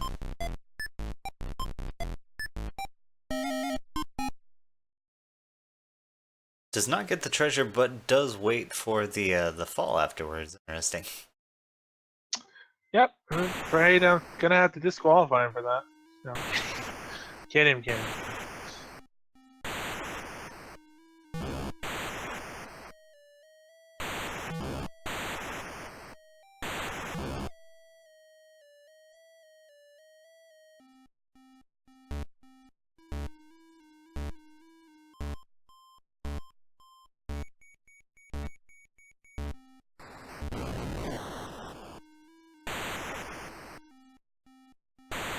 So if anybody is just joining us, the goal of Secret Quest, which is what Vandy's on the left there, is to blow up 3 spaceships.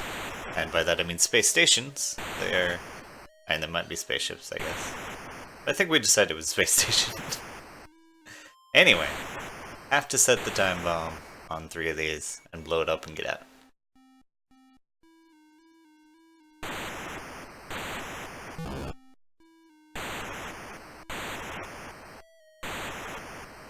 While avoiding the potatoes with legs.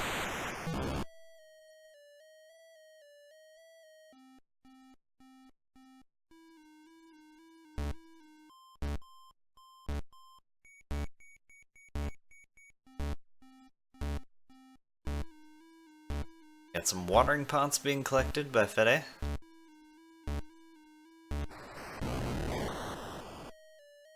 Could be a teapot.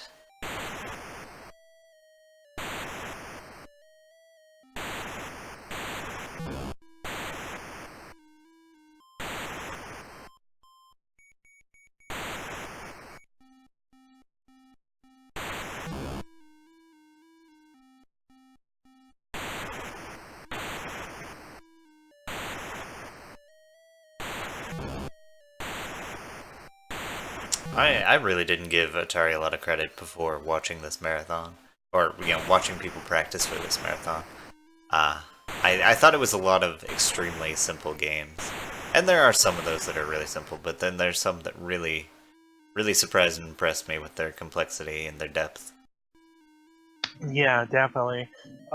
If I had more time, but I was busy for the last few months since this was planned out. If I had more time, I would have joined, but I didn't. I didn't really want to join this kind of sounded blank because I think I would have really messed up a lot and probably ended up forfeiting. But I would have needed a lot of time to train this because a lot of these games are very scary to do, and especially completing them, I think I would have been stuck probably in either Fast Eddie or Berserk. Besides that, I'm very, very happy with how the way the marathons turned out and the amount of people who joined it. So I am extremely pleased. Thank you everybody for coming out here and watching this. And yeah, this is a lot of fun, and hopefully it generated a lot of interest. You have quite a few viewers here watching. Danny has reached Hero, the final game of the marathon. Mm-hmm. Well, yeah, hopefully get a bunch of people to realize how fun some Atari games can be, because a lot of Atari games is mostly what people think of. A lot of memes are just, oh yeah, I remember one or two games, but there's actually quite a few hidden gems in Atari that I could find and show here, like all these. A lot of people haven't heard of, like Boing. um,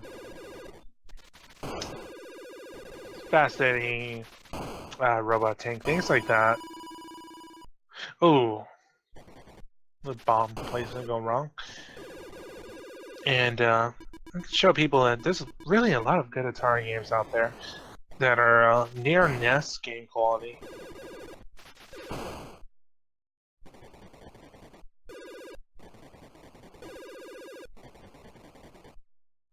The only complicated thing setting up for this was the goals, because not a lot of games. The way they made games back then was they designed games with more score in mind, and rather than completing it, a lot of the times changed where you just want to complete a game, just like that.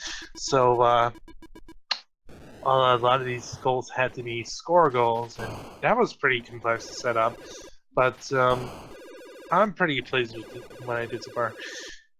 And in a way, it makes it more competitive in a way, because you can get the goals pretty fast or not, and you may have to reset a few times. So in a way, it prolongs the game. So it's a lot of fun. Yeah, there were a lot of times people got right up almost to the score goal and then took a death and had to start all the way over. Yeah, definitely. Look at Fetty here. Up to 21,000. Oh, it loses life there.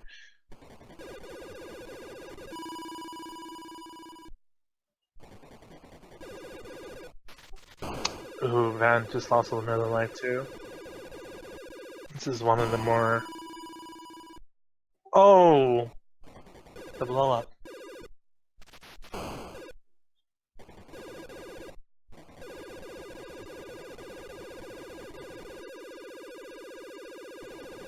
This is the second to the last level.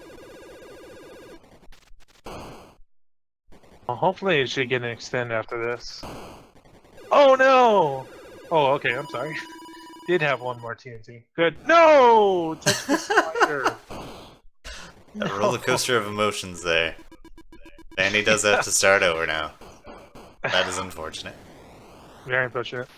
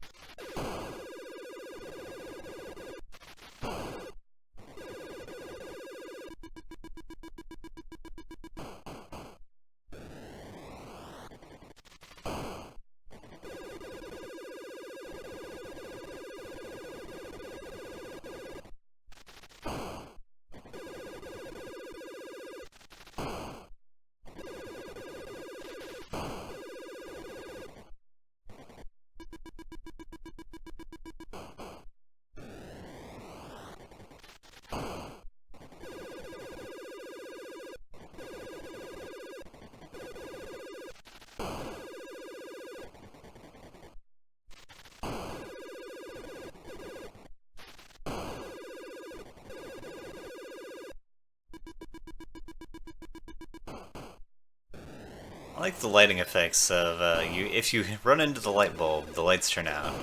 Then you drop the dynamite, and even the fuse will light the way to some degree. That's really cool. Yep. Atari had a really lot of cool lighting effects like that. Pretty surprising.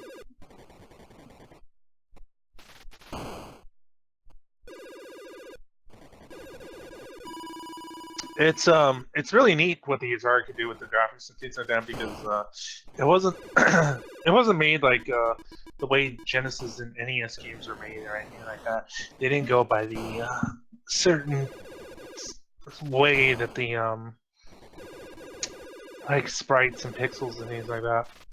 Like it did things completely different. It's a completely different format. So that's really cool. How things go really fast.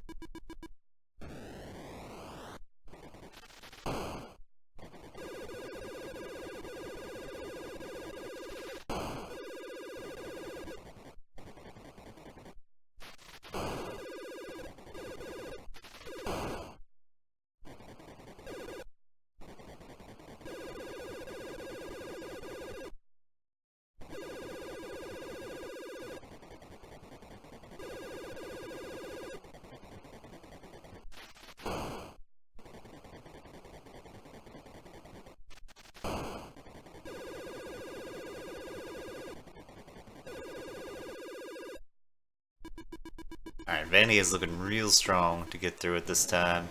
He's got tons of lives. Last level. Yep, this should be it. Oh, one death right there. Descending a little too fast. Very tricky part right there going down.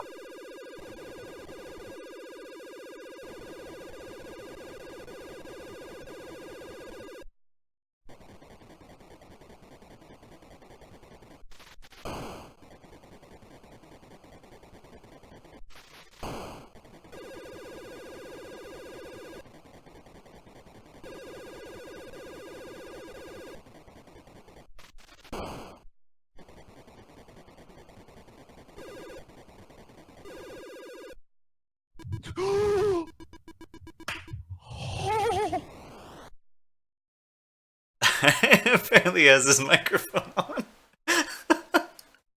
And it does say fourth again because I messed up the timer. Let me fix that. Oh, GG came to Vanny. Congrats. Vanny is actually third place. There you go. GG to our runners here.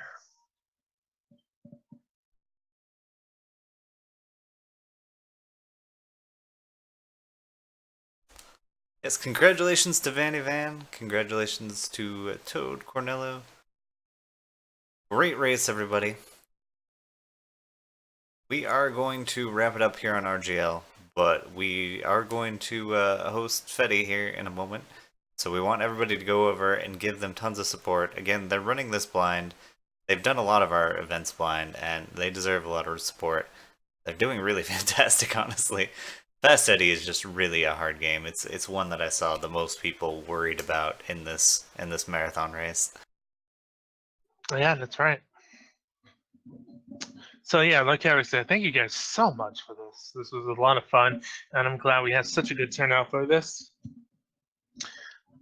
This is a really, really awesome marathon. So thank you guys for the participants, and thank you guys, the viewers, for watching us. Yep, so go on over there and give them some support. Thanks again. Yep. We'll be seeing you guys.